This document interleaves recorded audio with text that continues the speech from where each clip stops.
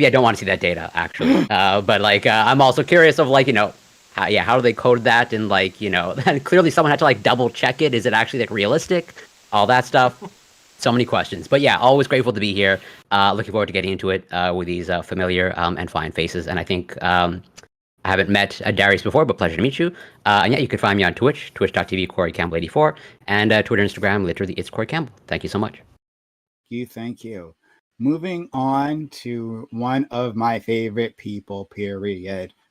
His name is Counterpoints. Counterpoints, thanks for being here. One of the MVPs of our community here. Always got great points. So if you don't, if you ever do, you'll let me down. You'll break my heart. How are you, friend? I'm good. It's like a 90% to 10% base to cringe ratio. Hopefully not the inverse. But no, I'm very happy. I do have babies to take care of because the wife is going to need to get some sleep. I might be a little bit in and out, but I promise to try to have some fun. If you want to check out my content, if you like what I have to say tonight, I do run a Warhammer 40,000 breakdown channel that's doing pretty well. So if you're into science fiction and violence and lore, then go check that out. And then alternatively, you can check out the Counterpoints Coliseum, which is just where I post debates like this, where I like to yell at Twitch and YouTube political spurgs about their perspectives. So if you're into either one of those things, please check me out. Thank you. Another one of my favorite people who I like to talk to. It's not that she makes great points. No, it's definitely not that. It's more that like arguing with her gives me like a special type of joy. I don't get from most anyone, right? Like it's what you get when you're arguing with a clearly intelligent person who is clearly wrong perspective. How are you doing, friend? Not to right? I'm doing super well, and that was quite the introduction. Definitely didn't poison the well at all for anyone engaging with any of my ideas. Okay. So, I'm a neutral moderator. I'm known for that on Twitch, right? Never stepping in. Moving on, we have a brand new person, Darius, who I don't know where I met you again. But maybe you hopped on the open panel. Was it? I really don't remember. It doesn't matter. You're here now. So it's nice to meet you again on the open panel. One of Doobie's friends, so we can hope for the best. Based, very based. So Darius, please nice introduce yourself to me and the audience, please. Not much to say about myself. My name is Darius. I am a resident here in the great state of Alabama. I lean center left, so please pray for me. But again, I've known Doobie for a couple months now. I met him on some other servers and had some very interesting conversations with him. But that's about it for my introduction. Okay, thank you so much. Next. And by the way, Black Tody's yet to beat me in a debate. Look, I know the feeling. I know the feeling. I'm like 9-0, okay? I've crushed Darius every time. You're 0-5, my brother. He's never beaten me in a debate. Don't let him fool you. I know what it's like to have an impeccable record, especially against libertarians. I get it. We will move on to our friend Doobie, Dark Lord and Savior, here again. And, shout out to my man Doobie, who's like seriously always trying to help out the channel by finding new and interesting people. When I talked to Darius last time, I knew he was going to be a fun person to interact with. And no surprise, he knew my friend Doobie, and Doobie helped set the whole thing up. So thank you, Doobie, for everything you usually do for this community. How are you, friend? I'm doing well. Thank you for having me. Okay. Hello, 1, 2. All right, hey. You should be hearing them now. Hi, we can hear you. We can hear you. You are... Looks like you're... there we go. Wait a minute. And okay. All right. Hi, sorry about that. Hello. Hi. We have another person who I met because they popped on the open panel. And we had a really interesting time. And so I wanted to give them a tryout. Hello, Aaron M. Sound. How are you? I'm great. I'm doing great today. Did a rush show. I'm sorry I'm a little late. I had a lot to do, and this is a set of interesting topics that I hopefully can bring some information, and we can move the topics along. That's basically what I do there is, bring a different set of eyes to the topics. So that's what I like to do. Okay. Thank you so much. All right. My pleasure. I'm really excited to have you all, and to the audience out there on Twitch and YouTube. Thank you for being here. All right. Topic 1. And I hope you guys like these topics because I felt like they're not quite like they're off the beaten path, which is what we try to do here. Topic 1. Foreign investors in the U.S. housing market have made the cost of buying a home much more expensive for Americans. Domestic buyers get into bidding wars with rich investors who can pay cash to sellers. Separately, Florida and Texas have been introducing bills to limit the ability of Chinese and Iranian buyers from purchasing land in sensitive areas. Democrats are saying this legislation could lead to bigotry. Whether you support those specific bills or not, does it make sense to limit the influence of foreigners on the domestic housing market? Would it be racist to say that the American housing market should serve Americans first, or is this a slippery slope to something worse? Okay. So I don't know how much people in general have like heard about the housing market. I think people know that like housing prices have gone up, but like I don't know how many people have like spent time trying to figure out like why that's happening. Part of it is wealthy investors just buying things up. And which limits supply, but it also ups the price because they are paying big dollars for this, and a lot of these are investment vehicles. And so I want to like play with this idea of like what can the response be. And this is not. I also want to say that this is not only a problem for the U.S. There's also a problem in Canada. Canada actually dealt with this previously too. Parts of Canada actually addressed this, and we'll get into that a little later. But like other places where the housing market is seen as just a good investment vehicle where you can park your money, they all have this similar issue. Okay, so we will go down the line for opening statements. All right, we'll start with our friend Lactoid. Although people should generally be able to buy and sell whatever they want in the micro, I think there are some specific situations in which there are macro level considerations that can dictate policy. If foreign powers buying land poses a threat to world liberty and also the US, then I can see it as necessary to prevent such action by putting limitations on those purchases.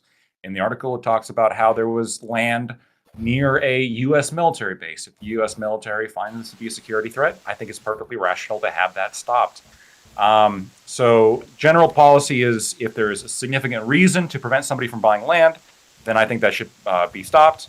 But more so, I think countries that are like communist or terrorist in nature, we generally don't want these nations to be, or I guess the two are basically synonymous. So we don't want these countries to like become more powerful, and so I think it's perfectly acceptable to limit them from buying any land in the U.S. whatsoever, and I would include China. Okay, thanks so much. We have some sort of like static. I'm not sure where that's coming from. It's M sound. I think it's just his feedback from his mic. Okay. I'm muted right now. I'm actually muted. Can you hear me?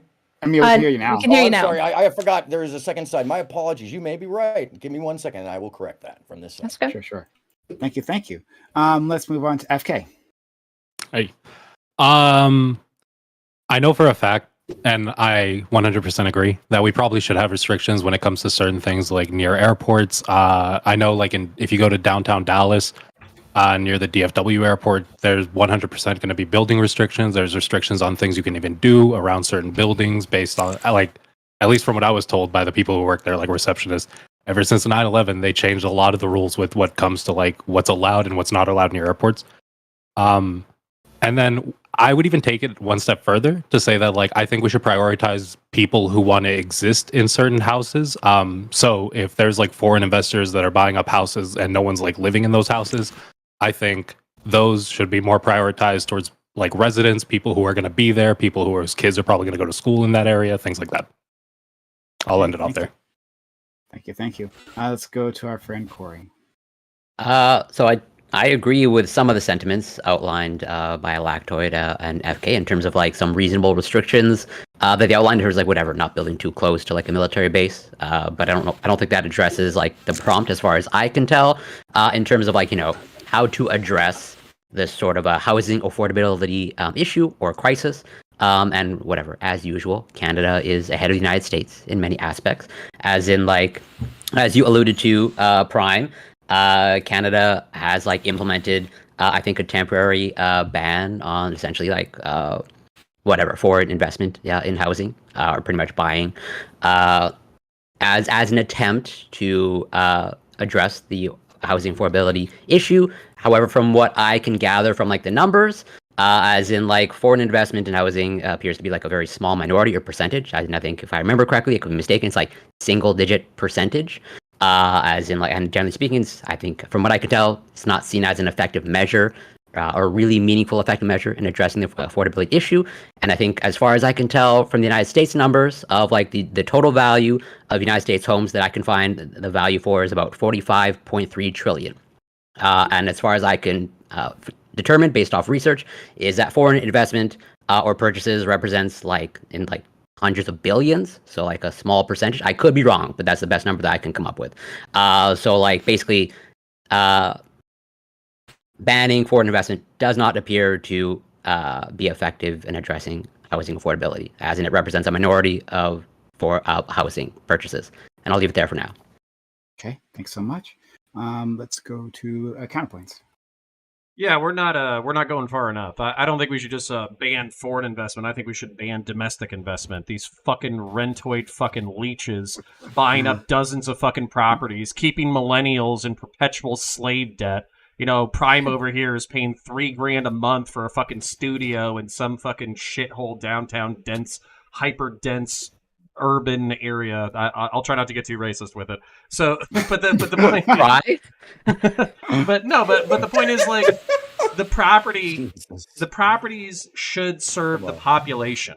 So if there are people who are local, if there are people who are working, if there's people who are serving the local economy, they should be able to get access to the property. So if you have, maybe BlackRock is the people that I'm going to pick the bone with today, but if you have people who are investing in buying up all the housing and then turning this entire generation into renters, I think they're social leeches and should be legislated against. So fuck them if they're foreign, fuck them if they're domestic. North American millennials deserve to own property and to pass equity on to their future children. And if we can't do that as a society, by either building more property or barring investment property, then we've failed as a society.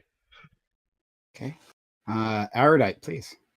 Yeah, I think everyone's already said a lot of it. I'm fine with banning foreign investment. Like I said, Corey said, Canada's done it already. But it only accounts for like, I think 2% of Vancouver purchasing. So not actually the solution. It's kind of like a classically like easy obfuscation away from the actual issues, which I actually think Counterpoints raised, which is one, like major. So I don't have an issue with private landlords. I have an issue with like major corporations. Like I think there needs to be some sort of regulation about like the amount of land and size of land that like people can own. We've got to figure something else. And second to that, I guess maybe I'll add, is zoning issues, right? So building can be really, really difficult. It can be really hard for investors and developers to get stuff started. This is particularly an issue in Canada. And so like a really big issue, sorry, I'm gonna have to mute somebody. The buzzing is distracting me. Where's it coming from? Is anybody else hearing the buzzing? Yeah. I am. Yeah. Okay, I was but actually it wasn't muted coming that from whole any, time, so yeah, it it wasn't wasn't me from you. I think it's a diary. I think I don't want to point any fingers, but Okay. Wow, that was racist. I was you know about me. to say my road mic is bad. What is going on? So yeah, I would add to that basically zoning laws. I think there's just a lot of old policy that is causing a really big issue in real estate, and we need to deal with it. Okay, thank you. Adarius, please. Can y'all hear me? Yeah. Sorry, Adarius. Okay. Apologize. That's fine. It doesn't matter. So I'm going to keep my introduction short and sweet. I do believe that when you have countries like Iran, Russia, or China buying here in the United States, not only is it a threat domestically, that is a threat globally. These are our enemies. These are not our friends. And I mean, again, we have Gen Zers and millennials who are working hard, who are working 40 hours a day, who are not able to buy property and pass on generational wealth to their children. our enemies who are buying properties in our own backyard. That is an issue. To say for right now. Thank you so much. Okay. And let's go to Aaron. I'm glad to hear that we're all aligned basically with the same information in hand. Generally, I don't think that we all have the same facet end goals, but I do think that we're at least aligned to see that there's a foreign set of powers that doesn't have our best interest at hand as a republic, that is taking away our chances and your chances to have home ownership, which is nothing less than wealth accumulation in the nation, or it has been for the past 100 years, and a solid source of that. And I would say my argument against corporations buying into it isn't actually so much about the larger investment platform, because that does, he's right, it is a small portion of the total picture. The bigger picture is in the builder side, where the investments go into these homes that become zombies. And I think it affects all of us. It's caused the housing prices to go out of control. And I can tell you from firsthand experience that the counties and the cities go along with the big money more than they do the little guys like us. Okay. And finally, Doobie. It's very unfortunate, but I mostly agree with I think all of you. Thank you, David. I think that so I'm probably like more toward Connor's end or Counterpoints' end, where I've been in favor of banning like all foreign like home buying or land purchasing, but I would not restrict the investment of like citizens, right? So I'm totally okay with BlackRock or whoever buying up thousands of properties and turning millennials into perpetual renters. That seems fine to me. As a landlord myself, that seems totally okay. So yeah, that's, I guess that's right. How do you justify those two sides, man? I mean, Up until the panel. Yeah, it's because Doobie's fucking perspective on everything is get good, you fucking dorks. I think it's kind of weird how some of you, because I don't think this is like China targeting America, trying, like, it might be some parts of China, right? There might be some agencies trying to do some weird stuff, but like the reality is most of these homes are being bought like just people in China who have a lot of resources, right? They're trying to like split their resources. They're trying to get as much like secure investments anywhere they can. And it just happens to be that like the American market is a pretty secure investment, like when it comes to housing, right? I think like I'm personally a fan of the, like, I don't like this idea of like locking off the country. I think if you want to move here and like invest in here and be a part of it, I'm okay with that. But I think that involves the idea of like, it should be one person for that home, right? You should have to move to that home to be a bigger part of like getting everything done there. I just don't like this idea though of being like, everyone who's investing is this like secret government investment trying to do this bigger goal. Like, well, is it individuals or is it Chinese firms? No, it's a lot of individuals and firms. Yeah. It's a lot of individuals, but it's also a lot of like individuals through their firms just trying to like split their resource, right? They're just it's like not this thing of, some of it might be state resource media and shit trying to like gather or like get connections in America, but a lot of it is just trying to get your money split, just trying to get USD. Yeah, and I was looking into it, by the way, because I'm directly affected in my neighborhood, where just down the way from a rural area, there's a large company that has Chinese investment into it. So I was interested, how does this LA company that has large Chinese investment really, how does that impact the situation? Turns out it's actually an investment company of like regular old Chinese investors. There's some noise in the background. Is that me? Hold on a second. Darius, is that you? I think it was you. Try to keep yourself muted until you're ready to talk. Go ahead, Aaron. It really does impact in a certain facet that we now have a foreign country inadvertently or advertently, whichever you want to take it. There could be both sides of that. But we do have a foreign country putting in a good amount of investment that takes away the ability of Americans to invest directly. And so I think quotients should be had. We used to have quotients for this stuff where there's only a certain amount that can be had that's reasonable to the affair, and that's held by the counties and the state levels. So what do people think about that? Do you think we can limit it that way and use a percentile quotient and without getting racist and bigoted and end up turning into a redlining, which is also impacting the other side of this? We're not talking about the redlining leftovers. So What you were saying, like legislated at the state or excuse me, the state or the county level, that they have a certain percentage of like ownership versus a certain percentage of renting. Is that what I heard? Yeah, I'd say that there could be something that could be motivated from the state and county level, which is where most of these policies come from when it comes to how the folks are impacted and how the layout of the cities, who gets to develop areas, where that money goes, and those are also that's where all the corruption comes from at the root level. Is it comes from the county boards being small enough to be accessible by big money. So they don't get to be in, like, for instance, and this is just very simple stuff that does affect the whole thing. I'm building a home. It's taken me 7.5, almost 8 years now from the beginning of project inception to now, 3.5 years in dealing with the process of dealing with the county. And that has just been in getting permits. So, but the big builders that have millions of dollars behind them and a lot of foreign investment don't have to go through that. And that impacts you all too. If you're younger than me, good luck right now. I mean, I hate to tell you, but good luck. Well, okay, so what's crazy, pulling a fucking Destiny just to keep it spicy or whatever, like, I'm actually looking at the stats for home ownership versus renting, and it looks like only a third of the country is actually renting. It looks like a 2/3, like, I'm looking this up right now, homeowners versus renting, it looks like 2/3 on average. 63% in like Washington and Portland, 72% in Idaho, 69% in Montana, 66% in Florida. So it's actually not as bad as I thought it was. I thought it'd be like a 50-50 split. Good. Yeah, so get good. But isn't it generational though? That's exactly where I was going to go. To kind of also give us maybe something else to chew on, something that the World Economic Forum and the globalists want us to do is to build 15-minute cities, basically like walkable, low car use, mixed zoning, all that kind of stuff. And I actually think that a lot of this stuff could be fixed through intentional urban design, trying to make the cities of the future, and then also Judge Shred super blocks. Yes, exactly. And then literally like Soviet apartment blocks is what you're sure. Yeah, let's do some brutalist architecture, and then like having a certain percentage that's required to be renter versus required to be ownership. I think that'd be perfectly fine. But hold on, I don't know how that. Okay, well, a certain amount that's required to be renter and required to be owned, but that doesn't. I don't know how that stops people from buying our property, right? Like there is a lot of investment in the American housing market, right? Like it's like as among all housing markets, it's like the most stable, it's the best investment for anyone. But there's a lot of what? Oh, I was just going to say. Sorry, you go first. I'm sorry. Well, I was just going to say, Doobie solved it with Get Good.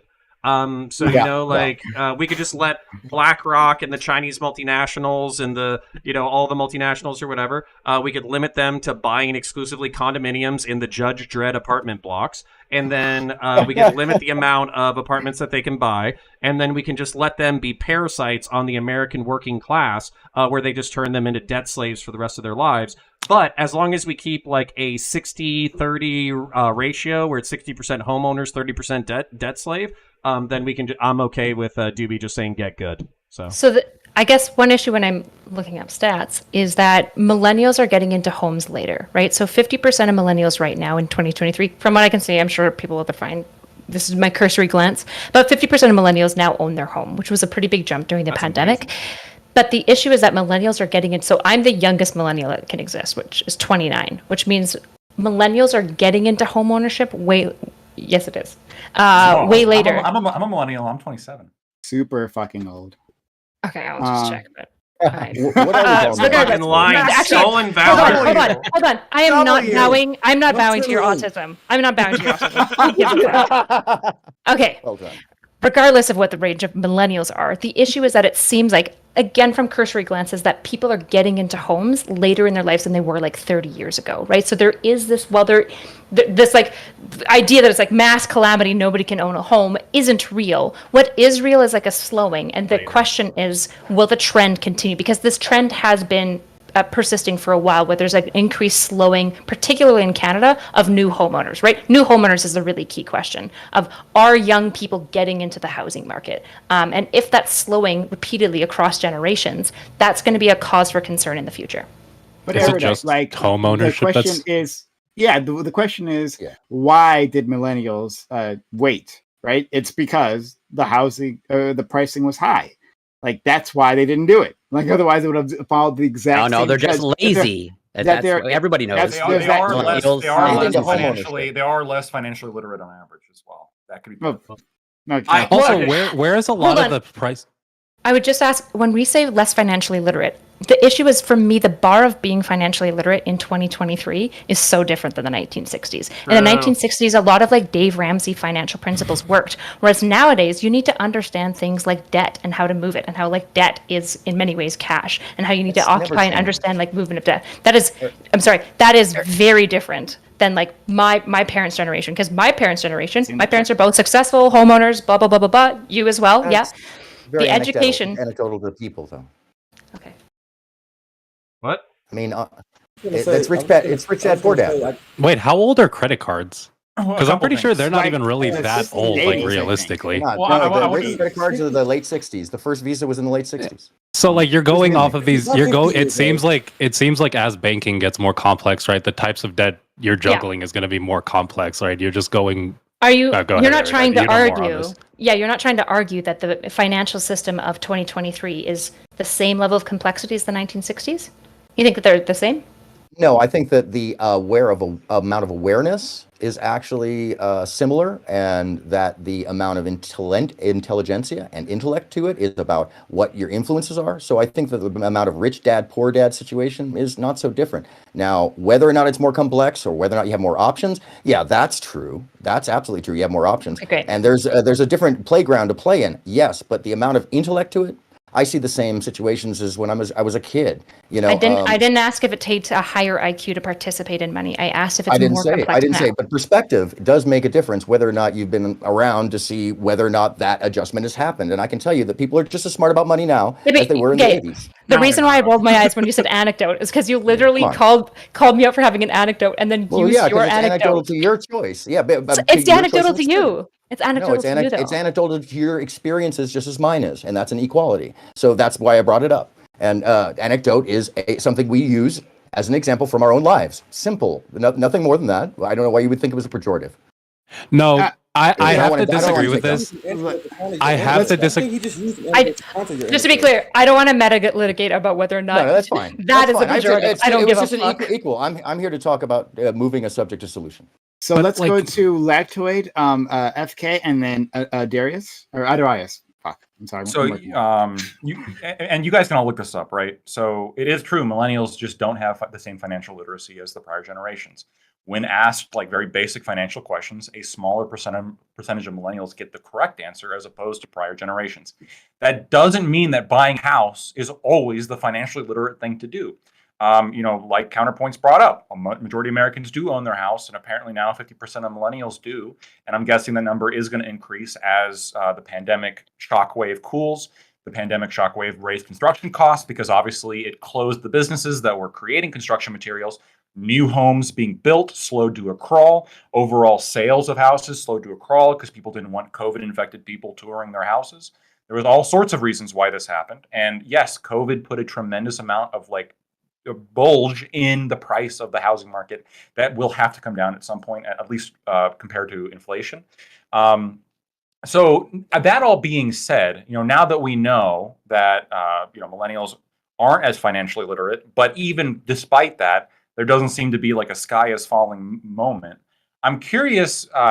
Counterpoints and a couple other people brought up how we're going to stop domestic property investors.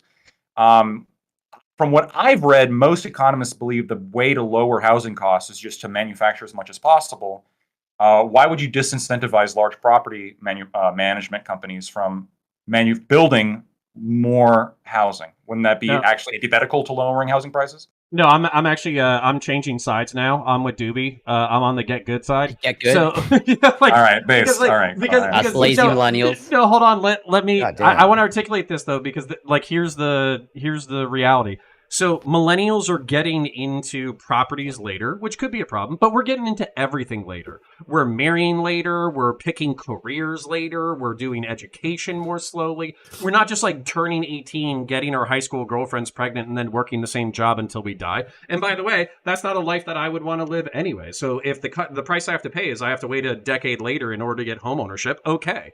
And then also the boomers are going to die, so we'll be able to we'll be able to jump on their heads like you get their homes, people, right? yeah, like basically. Mario Just and consume Luigi, them. and we'll just Consume burst them. the coins out of their corpses. It'll be fucking awesome. And then basically, like, as long as the domestic and as long as renter versus owner stays at a 70-30 ratio, I'm okay with that. The two problems that I'm seeing as far as like markets is California and Nevada, which I just view Nevada or whatever as like mini California.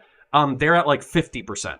So I would view that as something going wrong where investment is creeping into population density, which is causing less home ownership. I would socially engineer against that. Okay, counterpoints, real quick. The one thing when you said, like, as long as the ratio remains the same, we do see an increase of urbanization and a move away from the sort of like suburban. Look, I have a house in suburbia. It's fucking awesome. I love suburbia. Okay, but a lot of people don't. A lot of people don't like suburbia. They want to move to the big happening city where they can get like an apartment downtown and have a whole bunch of fun.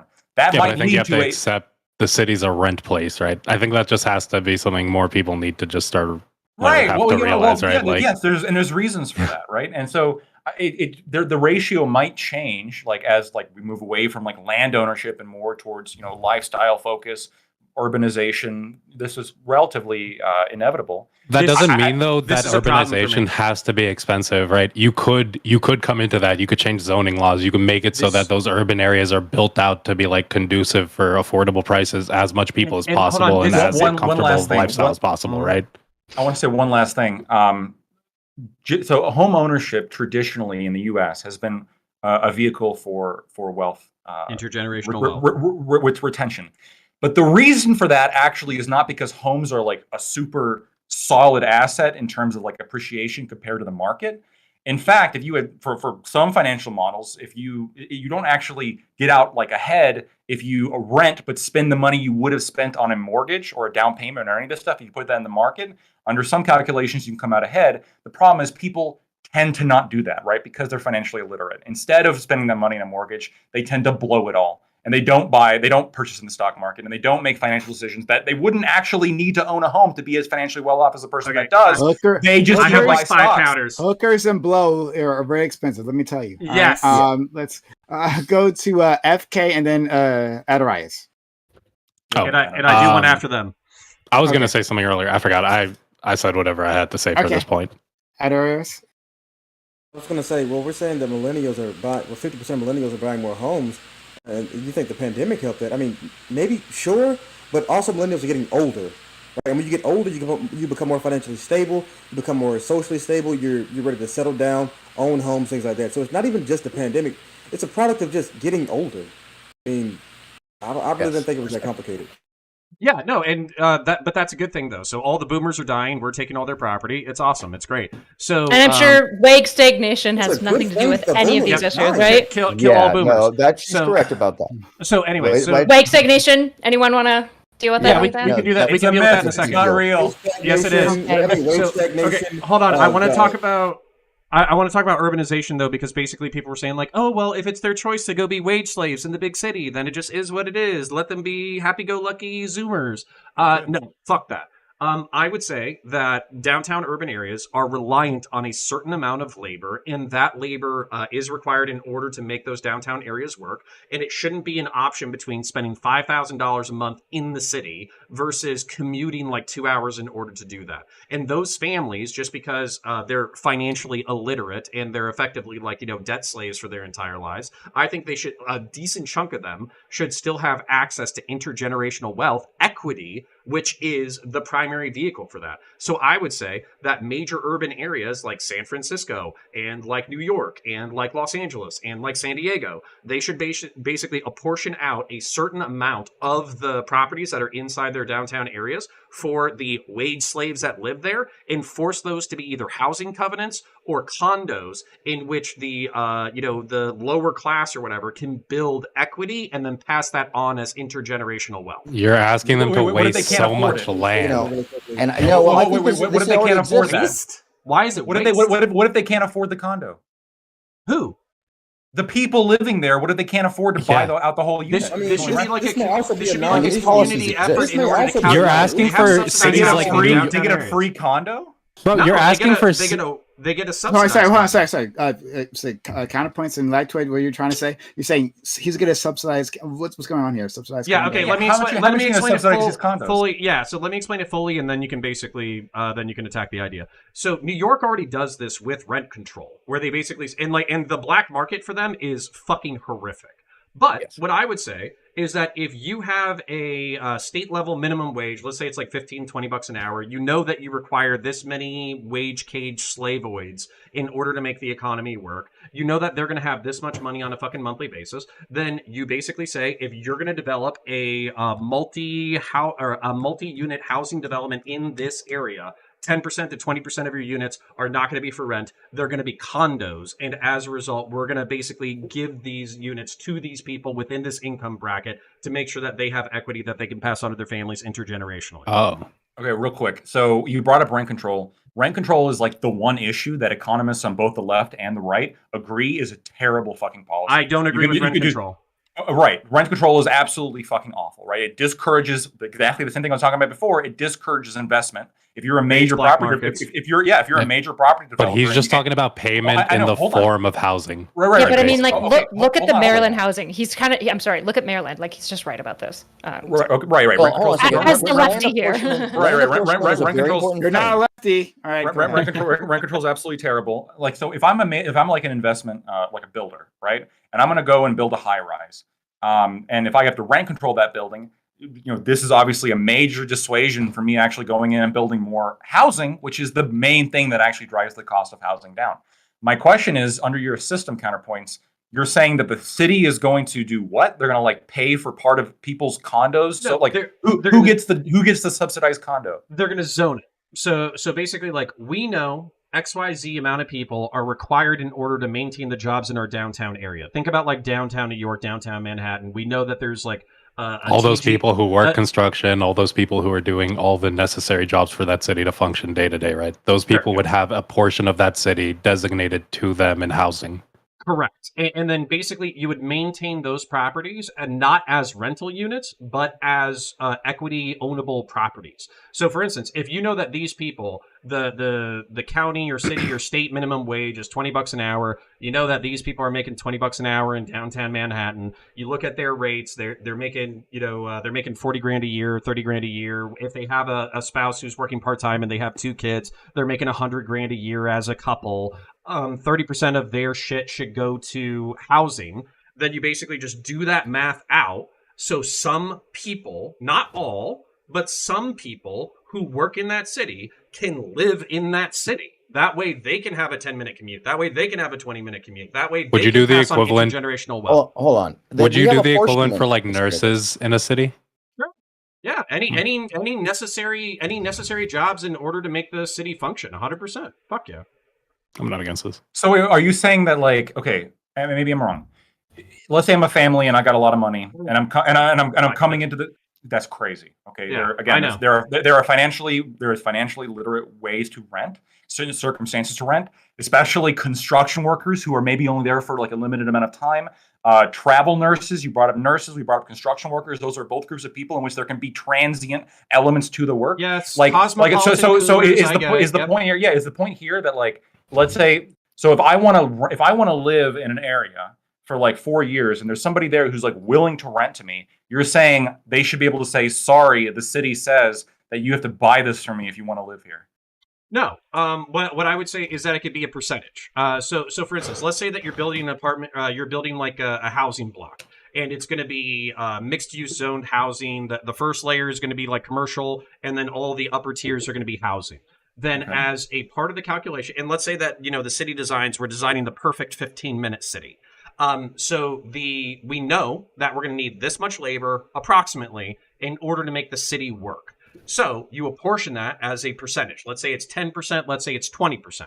And you say, instead of renting at whatever the fair market rental is, this is the minimum wage in this city. This is what we expect people to be able to make. This is what we expect them to be able to house. And if they're going to have kids and get those kids educated, this is what we expect them to be able to afford. And then you allow those people, instead of renting, to go into condo contracts. That way they're building up equity that they can pass on intergenerationally. So basically what you don't have, which I view New York, I view Los Angeles, I view San Diego this way, is they basically have thriving metropolitan areas that are only able to thrive because they essentially have commuter debt slaves who will work themselves to the fucking bone, die without health insurance, and who can't afford to raise their kids. That's not good for society. Yep. No, it's not. This is okay. This is ridiculous. We live in a country with public health, universal public education. We live in a country where now you have to get insurance, health insurance, and then thirdly, right? There is and I hate to say this, but there is a natural market force here, which is if you have a city in which the rent is too high compared to the wages are going to have to rise. Otherwise, the workers that you need to run the city are going to have to leave. And if they leave, well, then you're going to have to bring them back somehow. Otherwise, your city's not going to function. You're going to lose more money overall in the long run. Yes, absolutely. That's part of the problem of the manufacturing. Isn't that exactly what Counterpoints is arguing for, right? To get these people into those cities? I have an intangible counterpoint against this when you're done. All right, sounds good. So when you are hence the name. When you are bringing up things like condo ownership, right? So that's if you want somebody who built that property, they use their blood, sweat, and tears to actually build a building in this area, and they want to sell you part of the building. I'm totally fine with that, right? But it's when you have these little fucking policies come in that the shit starts going haywire, right? Rent control, absolutely universally a terrible policy. What you're proposing is to mandate that certain areas can't be rented, and that certain areas can only be owner occupied. That, especially in an urban area in which every building is a skyscraper, especially like New York, Manhattan, this is wild.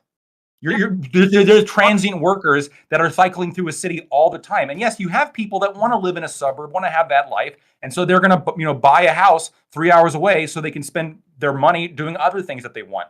Okay. So my point.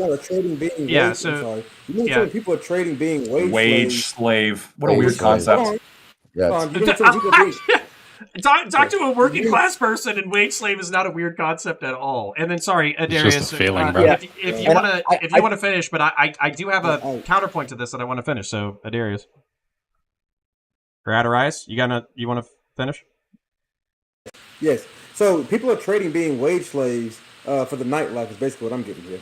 Well, okay, yeah, and so so backing this up, there are intangibles. Yeah, I don't know. There are intangibles to certain metropolitan areas. Like people like to live in San Francisco because they want to be a part of the West Coast elite that likes to smoke pot and have gay orgies. They want to be a part of Los Angeles for Tinseltown and Hollywood.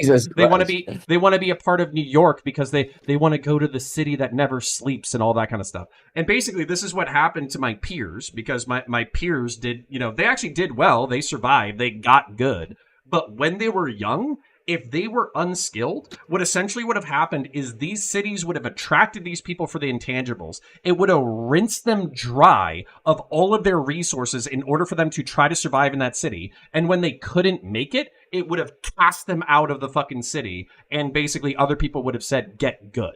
So, no, I am perfectly fine with saying that 10% of the housing within a major metropolitan area can be equity, and you have to build equity instead of being rented, so you don't have generations of people just getting fucking fleeced. And then I'm also okay saying that that income should be proportional to the people who are making money within your city for the stratified lower plebeian fucking classes. I don't think that major metro areas inside the United States should be exclusive places where only the fucking rich can live and raise kids and have families, because it's fucked up, it's classist, and basically it makes me want to throw Molotovs at downtown areas, even though I'm not Antifa. So, all right, one quick response. So, I own a house. It's in the Midwest. I pay ridiculous.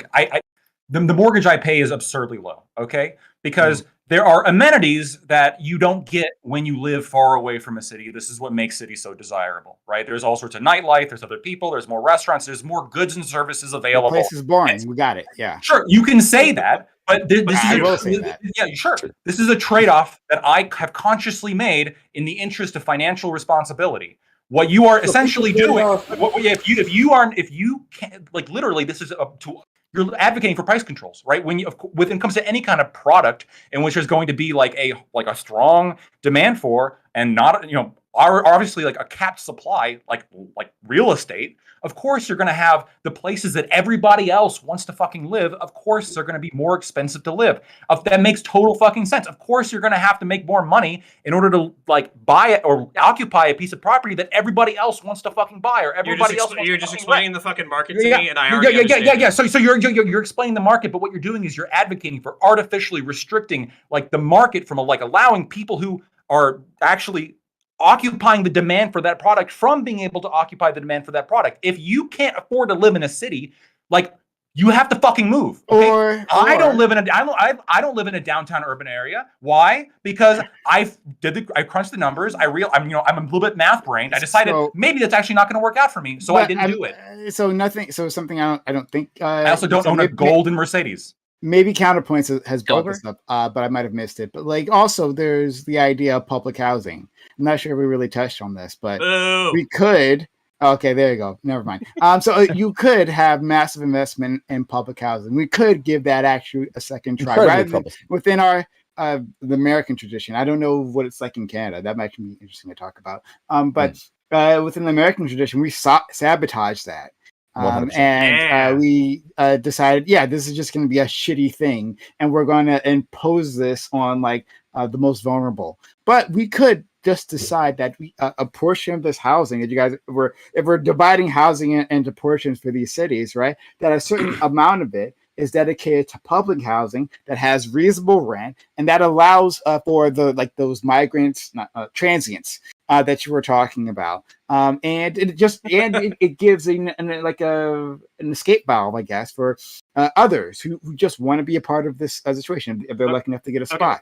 Number one, how do we get rid of this bias in the apportionment? How do we get rid of the bias in the apportionment? As opposed to if they work and we're financially to be fair, Prime, I don't give a shit about to be fair, Prime, did we go into this with the idea of like we want to make it as shitty as possible? I feel like realistically, right? We went in, we were like, hey, whoever's the lowest bidder is going to get this project. We gave it to the lowest bidders. They built out like the cheapest thing they could.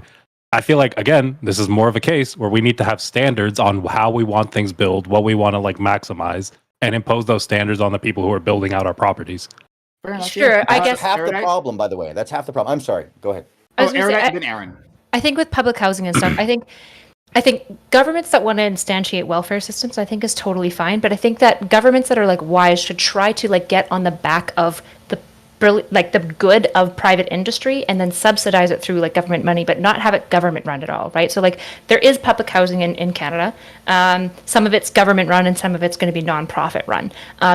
A lot of times you can tell a massive difference. A lot of nonprofit run businesses that have like housing that has been partially subsidized. So the nonprofit pays for the development and they house it all and they do all their donos and they get supported. But the nonprofit manages the property. They do everything with it. Those properties tend to be okay as long as they can get like zoned in a location that isn't like super high in crime, because a really big issue with all this public housing stuff and high affordability is that you typically have like highly criminological individuals that are oscillating between same individuals. Like you've got high criminological people who don't have jobs and are cycling in and out of jail next to young refugee immigrant families that are like just trying to figure out how to like exist in life with young children around these criminological spaces. So I think when it comes to like public welfare type stuff, I think we need to be really, really cautious about the way that we roll that out, because I think it's good to have welfare services, but I think a lot of times, like when I look at like public welfare housing, for example, it's almost always seedy, it's trashed, it's destroyed, there's drugs on every floor, it's dangerous to have children around, nobody does repairs because it's too expensive to do repairs because it'll be broken next week,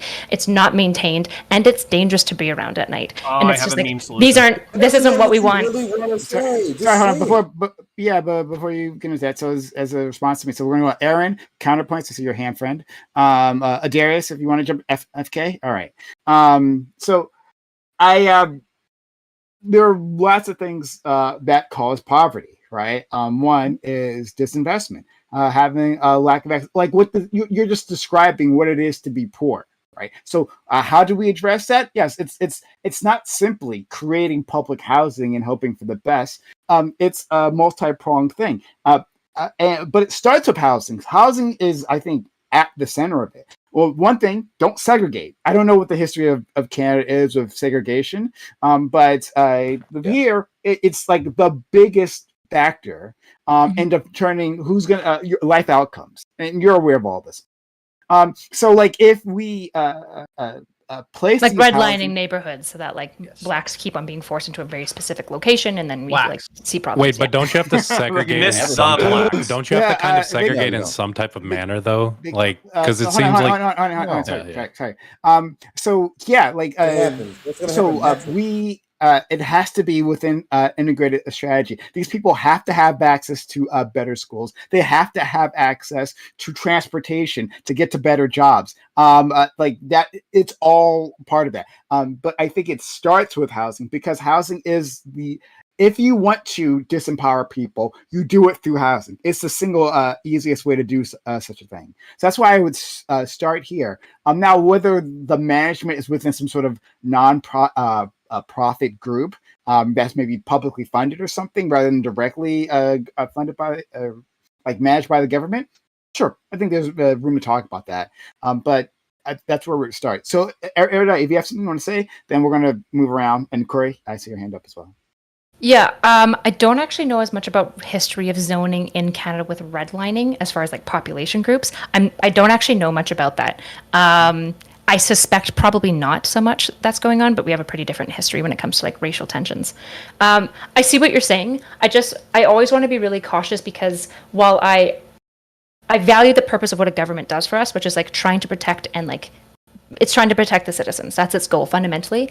The problem is that like the government is a big, fat, slow-moving boat, which means that it can be really like bad at responding to like economic needs, like housing, which is going to like flux up and down, for example, just because of like the immensity. It's not even a critique of like the government's bad. It's just saying because of the size of bureaucracy. I find, for example, countries that I've been looking into, for example, there's going to be a really loud alert in a second, that invest in, for example, governments contracting private contractors or nonprofits. They pay them out as part of a taxpayer service, but it's not government run at all. It's just government standardized. I see it as a way better alternative than just like a government run facility.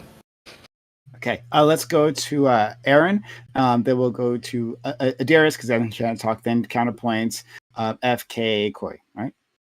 By the way, we see just some basic differences in the way our systems run. We could never trust our local systems to do this because we see corruption in them at the local level, unfortunately. I've seen it in the dealings with the redlining left over in the way the policies are made in Los Angeles County. But one of the biggest issues, and I just got to point this out, that it's not about folks not buying into the system, at least here in Los Angeles County, one of the largest populous counties in the nation. It's actually about a moving goalpost of wage stagnation, to your point, Erudite, that has allowed for the cost of homes to go out of range of people who live in those areas. And I am one of those people. I got moved out of my own local territory off into another area that's basically I had to go into, and lots of people like me in my age group and your age group are having to move from where they started because they can't afford to live there anymore because their wages have stagnated and then the prices have raised incrementally, in fact exponentially instead of incrementally. And I would say there's certain areas of redlining left over of this where the housing prices are really getting basically undone or dropped on purpose because of where people live. So you add these things together, and then people do have to become, as you're calling, a slave to the wages, because now they're forced to move further away to a place that's lower income, in this case in Los Angeles County, out to the desert, where it's less, comfortable. And who's living in these places? Who's building here? Where are these large developments coming from? They're coming from the allowance of large firms to make zombie villages that then are basically investment and rental properties we're seeing in LA. And in the high rises in downtown, it used to be an option to live there to be cheap because you did have access to the rail. But now those things have been put out of price of the locals. So I would say that the apportionment biases that come in the county level restrictions and policies or the rules are never enforced in the U.S. How do we get them enforced? Whether it be and this is the problem. We could have public housing. We could have cheaper housing. We could have better policies to build easier, faster, which is half of the other problem. There's so many complex issues in this. But when it comes down to it, if you want to boil it down to, it's the local level making policies that don't apply to people in the now. And it is the slow ship. And I don't think we can fix it without really getting into the nitty gritty. Okay. Thank you so much. Let's go to Adorais. Well, so the only thing that I was going to say here was, and I kind of agree with everything Aaron said there, so no contradiction there. But the only thing that I was going to say is, I mean, even without redlining, people naturally segregate themselves. And homophily is a sociological term for a reason. We prefer to be around those who are more like us. Can I respond real quickly? Darius, can I ask you something? Would you think that at least in Los Angeles County, that it's an accident that people are basically wedged together? No, or that's not the point I'm making here. No, I would never argue that. Okay. I just wanted to make a clarity because there's definitely like in this county in particular, and I'm not as familiar with the counties across the nation and the histories, maybe Greenwood, Archer, and Pine, but Los Angeles County has been specific. Like you couldn't live in Burbank, women couldn't purchase homes in the San Fernando Valley. My mom wasn't on a title until 1976. There's lots of strange rules that were left over that caused people to live where they live, that caused segregation and the busing of the 70s. Yeah, so like I don't understand then your point, Adorais, if you could expand on that. You're saying that people like to live around people who are like them. But like what does that mean in real life here? Does that mean that this is not caused by policy or that like policy can actually address this? I think I'd be historically and politically scientifically illiterate if I said something like, well, redlining never happened, institutionalized segregation never happened, things like that. But what I would argue is, I mean, people do separate themselves on the basis of things like social class, social status, power, privilege, and things like that. Naturally, we have a term for this in sociology referred to as homophily. People naturally are attracted to those that are more like them. But like Aaron said, there were policy positions that enforced segregation, right? But the only thing that I would argue is, again, notwithstanding any of that, because those things were horrible, the only thing that I would argue is that people segregate themselves naturally, right? I just don't think it should be reinforced. Sure. I mean, you keep saying that, but like, what does that mean? Does that mean that policy cannot address this? Policy can address it. I'm just saying that, the policy can address these things. Again, redlining is a very it's kind of weird to me because we got it. We got the red line, but I just wanted to ask that question. Like, policy can address it. Okay, all right. Let's go to our friend Counterpoints, then FK and Corey. Yeah, so I have like a meme answer for this, but I actually want to use it as a point to point out what we're all afraid of, which is why the lefties might have been shaking their heads like, yeah, Counterpoints being based today, but I'm gonna turn it real fascist on you real quick, okay? So no, I don't want public housing and I don't want rent control. The reason why I don't want rent control across the board, or basically I don't think that rent control is a part of what I'm talking about, is because all it does is it creates a black market where effectively what you have is people subletting their apartments, and you're basically creating an underclass that then gets to turn around and be parasitic and profit off of everybody else. So rent control isn't good. Then when it comes to public housing, I think you're right that maybe it is like a uniquely American problem that we love talking about getting public housing and then we just neglect the shit out of it so it turns into a crime haven. So there's a mean solution to this, and I would like to thank and shout out Sitch and Adam for this. So we create voluntary drug prisons for the homeless, okay? And the homeless people who are addicted to drugs, they can check themselves into these, housing units. They got food, they got a cafeteria. Yeah, don't worry, I'll wrap it up really gross for you. Yeah. They'll get food, they'll get shelter. If they want to get clean, they'll have access to counseling and be able to get off drugs and all that kind of stuff. But realistically, they'll have access to as much drugs as they want as long as they don't leave the facility. And then one of two things will happen. They'll either get clean or they'll die in the hotel. And we'll just use this as like a homeless meat grinder where we just kind of like kill all the downtown homeless people. That way we don't have to worry about public housing downtown attracting all these homeless people. So there we go. As long as we can recycle the meat afterwards. And I was going to say the same thing, Primer. Turn them into Tastes like chicken, I hear. Tastes like chicken or pork. Great minds think alike. They think modestly. Let's go to FK. Let's go Set up to a leather Corey tannery and or Lexi. Sorry, hold on for just Alright, 1 second. so, What kind of 1939 eugenic shit is this? Eugenics, SK, we would Corey. grind up white people too. Yeah, of course, absolutely. the sweetest meat. And Lactoid. Let's go. So 3 things. First one's real quick: faded, then a hope, faded, then a hope, faded, then a hope, faded, then a hope, faded, then a hope. Need I say more? Second one, this one's for Aaron. Aaron, you said you were talking about like the slow ship analogy, but I'm gonna be honest, on a local level, it's a much quicker ship. There's a lot more you can do. LA might be a lot more difficult just because of like the heavy interest in that area and like external cost. But like in Texas, for example, in the area I've lived, when I've gone to like local meetings, when I've watched just groups of like old people get together, and like because there was increased like housing costs happening near us, I've seen them start demanding like tax reliefs for their age bracket, and they ended up getting it, right? It's something that they like were able to demand out of their local politicians and get out of them.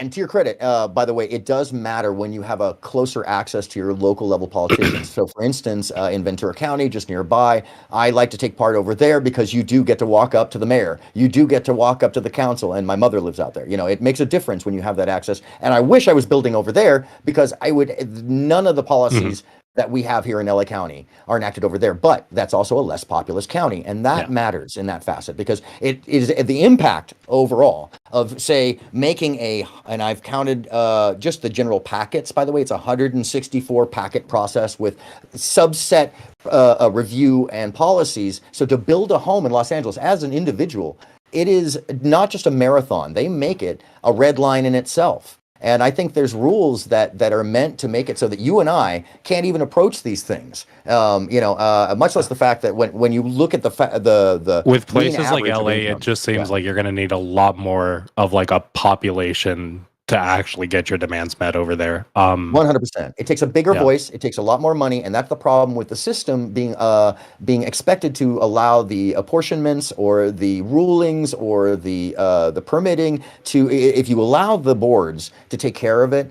alone, without corporate side sponsors, without NGO stuff, without a whole bunch of simplex, a whole multiplex of tools, it never gets done, and it has to come from a bunch of different levels and layers in the community too, because what you end up getting with the homeless shelters, by the way, Prime, in Los Angeles is, we all want to give money. We all want to be part of it. Not in my fucking neighborhood, and that's the real problem, I think, across the country, accepting that the reality, as I've looked at it a number of times now, it never affects the neighborhood, but in a positive fashion, because it actually builds out infrastructure across the board. And by the way, when you have, at least in LA, the numbers are proven. There was this big place in Venice that does welcome in homeless people and has for a long time. And we settled in an expensive neighborhood. And then here's where I'll land the plane. The complaints were all about what it was going to do. And then there's no complaints after it's been built. Or very few compared to what they expected, I should say. This kind of feeds into my third part of this, which goes to erudite. From the way you described it, it seems like there is kind of a need for some form of segregation in the way that we integrate people from certain backgrounds back into like normal society, right? Like when it comes to people who are addicts, right?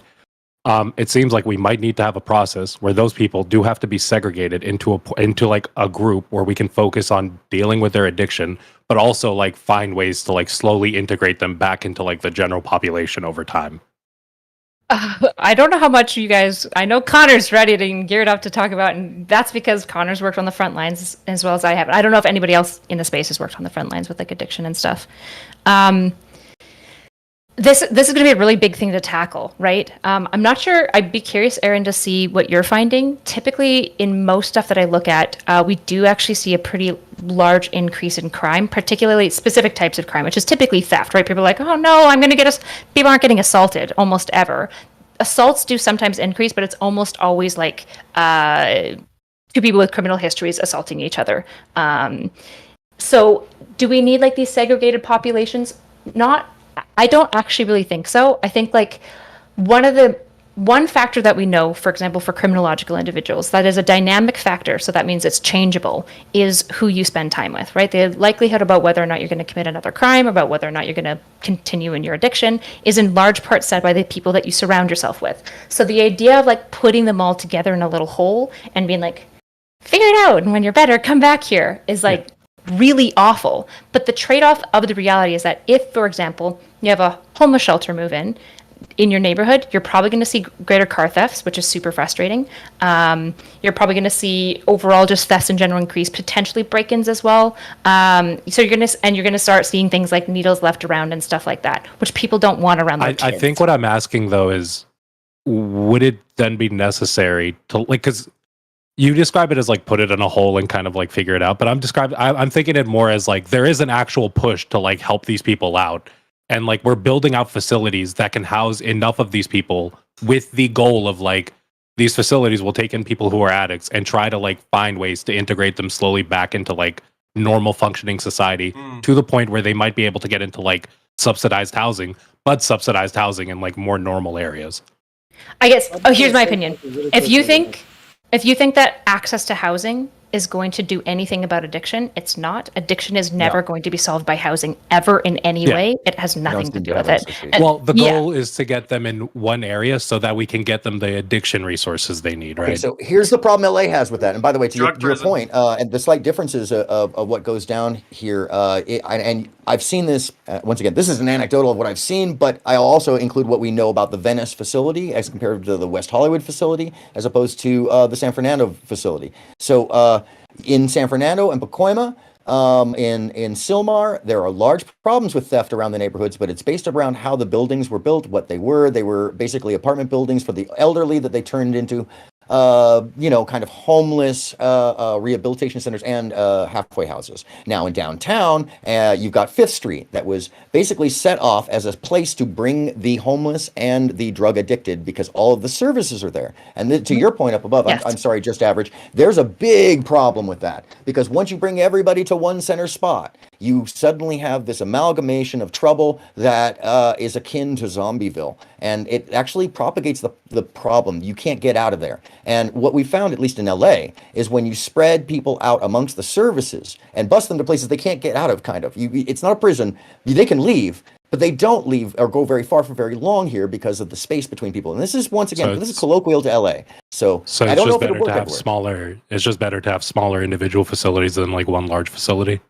100%. Sometimes. In our case it is. In Los Angeles, this would be busing. Busing's the big difference. So where I'm from, I worked at a center that was building 2 other centers around the city that were super far apart. And one of the biggest issues that all of our clients dealt with was that there was basically no medical doctors that were reasonable, like good to work with on as far as like addiction complication. They're all women as well, so kids and stuff. So that's a pretty complex need of doctors. And the main doctor that we had access to that was willing to work with all of our clients was a 45-minute bus trip across with then a wait stop that was 20 minutes and then another 30 minutes, and you're expecting a single mom with 4 children who's trying, which by the way, I've had the main number of clients in my treatment center who would relapse after making it 6 months was because they met somebody on the bus. And so spreading it out can help if you have really great public transport. But if you don't have good public transport, it's a nightmare because these people are then like stuck, and people who are actually trying to transition out of these spaces are like the most. So it's like, it's good because it kind of separates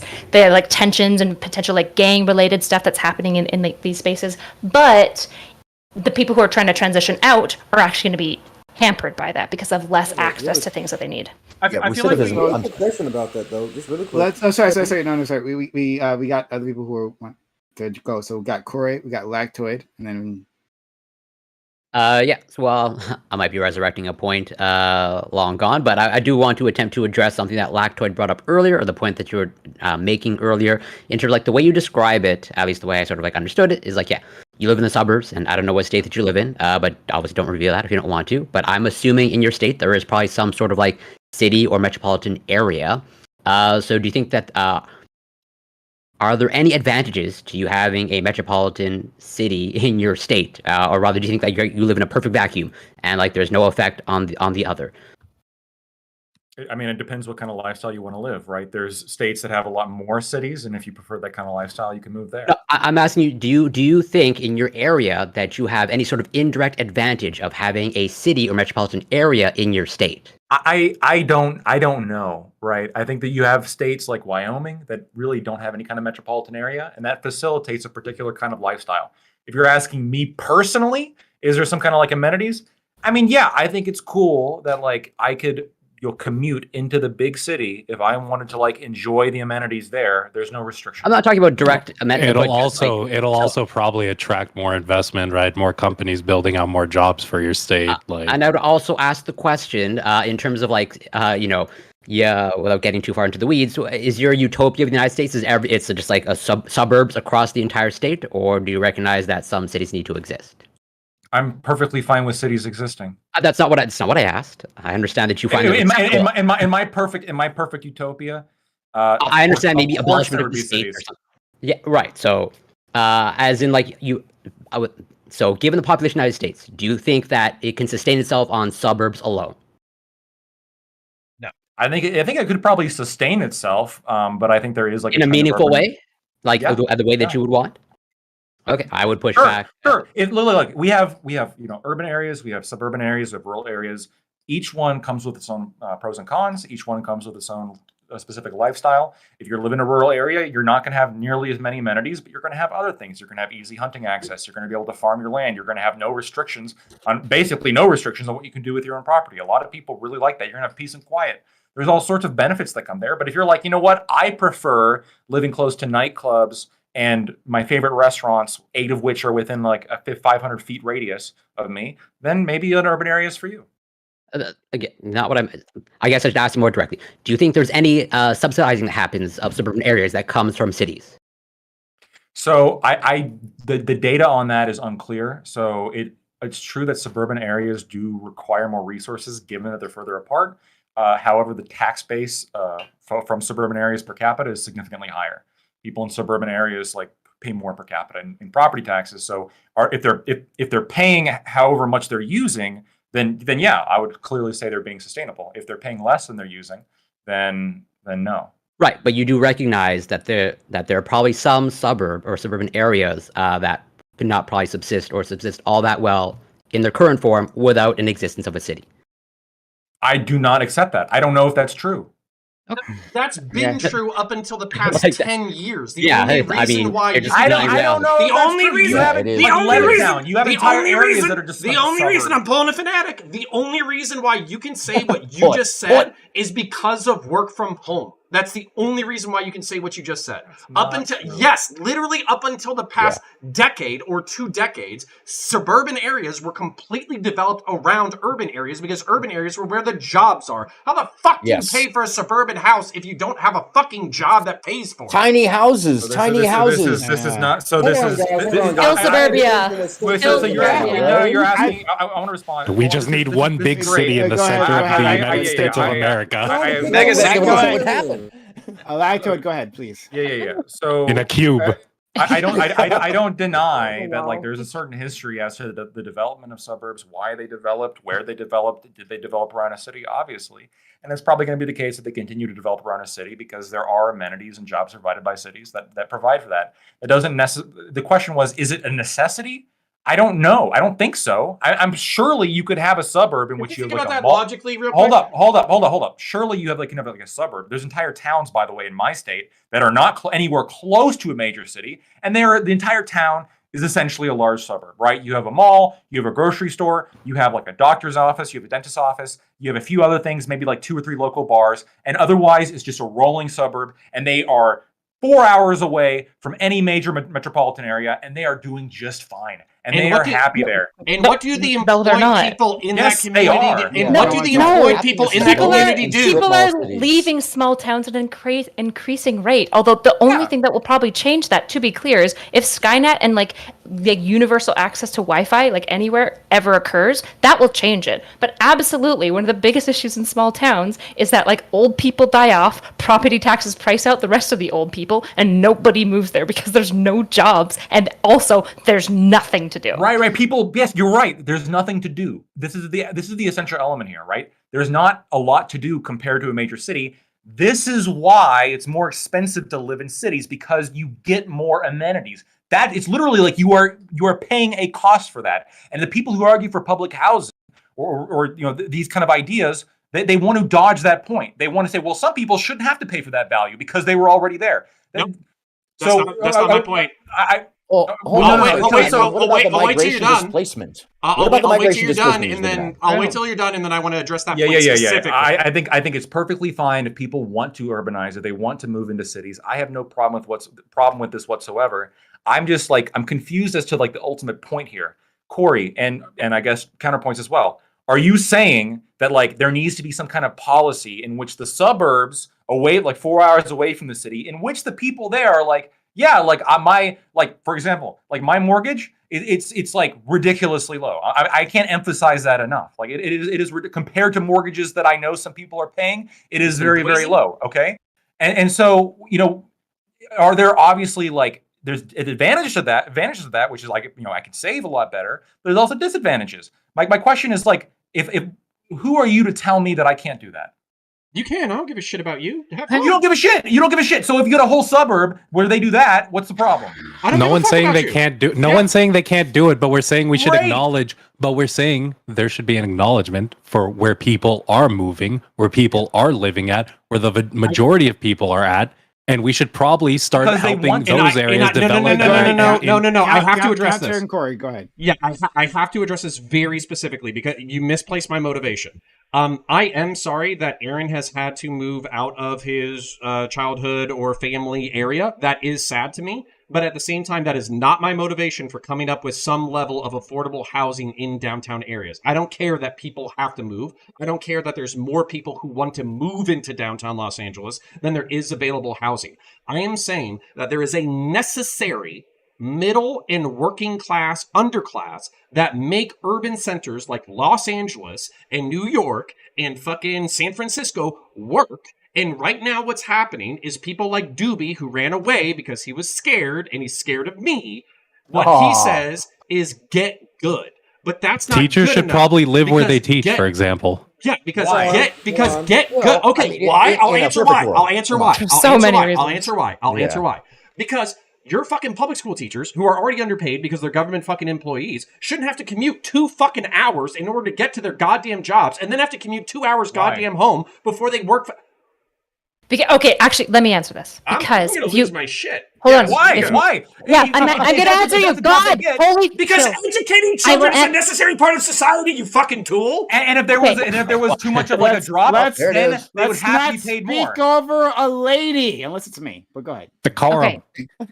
So the reason why I think we should actually be concerned as a society about commute is because of the effect that it has on happiness and like health of family units specifically. Commute is regularly pointed to. You can read Jonathan Haidt's work on happiness hypothesis. It makes this very, very clear that commutes that are over an hour for people that are necessary because of shitholes like suburbia, which by the way, burn them all down. I hate suburbia. Oh, fuck you. And the city planning is terrible in suburbia. There's just nothing. It's just awful. Anyways, the commute itself. Yeah, we got a Walmart. Is incredibly depressing because it's not like 1 hour of rolling hills and you're just driving straight. It's usually 1 hour or 2 hours sometimes where you want to kill everyone because you're in rush hour. You're driving 5 kilometers an hour to get to work, and so you're to get to your shit job you hate, bro. Yeah, well, maybe not all teachers, but you're already emotionally exhausted. You get home. Commutes are regularly identified as one of the worst things for functionings of families. That the greater level of commute that families have, there's usually greater levels of emotional disruption, there's higher levels of divorce, right? Commutes do have a major impact, and sophisticated city planning could just overcome some of these issues, right? Suburbia was an idea that was in response to people moving into cities to fill jobs, which is fine. It just was a bad idea that we didn't know at the time, right? It just doesn't work. We keep building out instead of up. We just have unaffordable things. So I'm not saying I'm not actually on team price set. That's not what I'm interested in. What I'm interested in is doing things for every space of metropolitan, can we require a certain percentage of that to be domiciles, domestic living in some way, right? Particularly up, right? We're building out constantly. Why don't you require a certain amount of housing to be up in certain zones as well? we can do all of these things to make more things accessible, to even have condos that people can purchase. You can develop apartments. There's urban planners will go crazy. You can develop apartments to be fantastic places to live and raise kids, where they have floors where there's gyms and all these different, like, fucking 17th floor parks. All these things can exist, especially with modern day technology. Suburbia was just an idea that worked in the 70s that is falling apart for us now because of communes dominantly. Okay, And God. society. Erudite, you're so amazing. I love you so much. Yeah. I'm not going to say commutes are fun. I think this is part of like the happiness calculation that everyone makes whenever they have any kind of decision about like what do they value the happiness that comes with saving a bunch of money, or do they value the happiness that comes with not having to commute? Obviously, a certain amount of commute is going to be worth a certain amount of money to every single person. I don't see like more commuting as necessarily like a critical issue here. No, but these are first of these all, are people who've lived there. Second of all, I don't care. I don't care. If you can't afford to live in a place anymore, you have to leave. No, it's not That's about that's how this affording. works, It's okay? not about affording. That's It's about second of people. all. Second It's of all. about people like people I work with. It's about people like people I work with whose commute went from like 15 minutes to an hour. You think that extra hour to get to a job? Teachers are one thing. Hey, FK, I don't care if you got to commute 18 hours by plane to get to your fucking job, okay? If that's what you agreed to do, if you agreed to commute, you agreed to a 15-minute commute, but because your city can't fucking design for shit, you get an hour now. Hold on. This is really simple. The issue is the person who took the job that took 18 hours to fly to clearly had probably a bunch of other options. In the case of people who live in suburbia, they have almost none. That's the issue. And this is a natural progression of what we've seen. So the suburbia was built outside of New Jersey, outside of New York to Manhattan, for the GIs that came back in the late 40s. So, but let's look at the history of this and how it built outward, so we understand where some idea of the context and how it went wrong. It ended up going wrong once you start getting houses used as investment tools, and those prices start growing the market that can afford them, pushing your entire generation out from a deposit that used to be affordable in any one year for any one family. And I'm talking about even in comparative to, like, if my father made as much as I did, he would have bought 3 homes. But because of the way that how far money goes, or in Los Angeles County, the low income level being set at the USDA level at $82,500.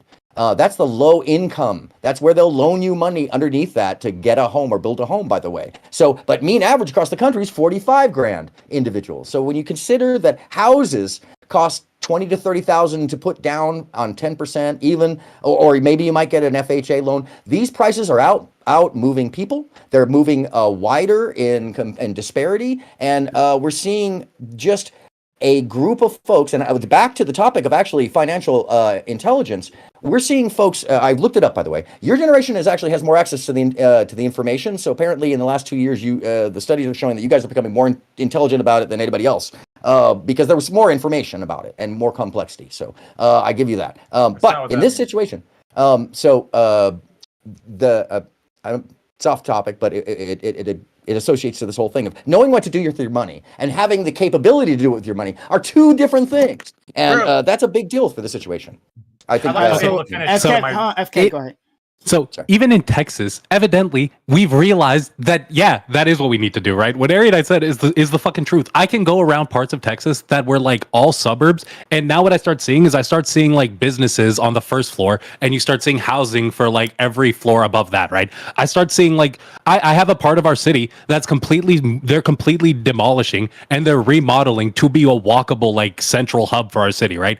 People have realized this shit doesn't work. When you're sitting there talking about like, oh, an 18-hour commute. No, bro, that's not the case. The case is you have people who had like a 15-minute drive originally, but because the city was so shit at planning, they didn't give a shit about like, oh, that road was dead. Even though we know that a lot of roads seem to start feeding into that road, even though we know that that road is about to become a big hub, we're just going to not plan around that. We're going to have these places isolated off. So what became that 15-minute drive to work turns into an hour-long drive to work. Because guess what? Your city doesn't give a shit about you. Our cities should care about us. Oh, okay. Because that extra 2 hours back and forth, that's what pisses you off. Maybe not for a teacher. Care about us. We are the cities. There's a hilarious dynamic in. Okay, so I'm in metropolitan Orlando.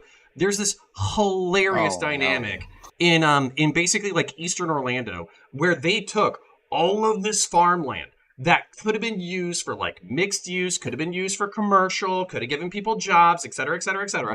And instead what they did is they exclusively built suburbs. Only suburbs. And they didn't build the goddamn roads. So now you have like 500,000 fucking people who are underemployed with expensive housing, with a shitty commute that is fucking hours longer than it needed to be. And they're still fucking putting in the infrastructure right now. And it's like, I don't trust the blind fucking fingers of the goddamn market to figure this shit out, because the blind fucking fingers of the market basically say price of house high, build more house, don't care about road, don't care about school, don't care about downtown area, don't care about job, just build. And by the way, I blame the Chinese investors. Because I blame the market isn't blind. the rich And bastard got a BlackRock point. He's got a damn good point. motherfuckers. I blame all these cunts for not building out Counterpoints. infrastructure. The market isn't blind. Because guess what? Just where I'm living, we're dealing with a shit issue because they could have asphalted the road, and instead of just adding more trees and making that area a little bit more shaded to cool down the area, they decided, you know what? Instead of doing that, we're just gonna keep tearing the roads apart. They've torn it apart like 4 times, put it together like 4 times because they keep failing their fucking inspections, when they could have just gone through the process of like adding asphalt, but adding more shading into that area to make it like an area that can accommodate asphalt degrees during the day Yeah. in summer. Yeah, absolutely. Yeah, God these are the forbid. troubles we have. These are the God troubles we you know forbid have. why we're that intentional. corruption happens? In the That local. corruption happens because like there's in these local areas when you're not involved, all you'll have a fucking company come in, take like 50 jobs and not give a shit about any of them. Okay. All right. So we're wrapping hold. up. I'll hold fire. Okay. Okay. Sure. So we're gonna go into Wait, can I? I was waiting through all of that to finish the sentence that I got FK cut me off. Okay. Fuck finish your you, sentence, pussy. And then And you guys just on jerked. next You guys topic. just like 8 of you were just jerking each other off about it. Yeah, dude, cities are terrible. I love it when you don't Fuck agree. It's jerking pavement. off. Fuck Detroit loses another debate Oh, as yeah, usual. yeah. Doing the yeah, come on, let's get a counterpoint. Oh my god, I gotta drive. Together? I Together? fucking hate it so much. Look, I don't, like I said before, I do. multiple times. I don't give a fuck.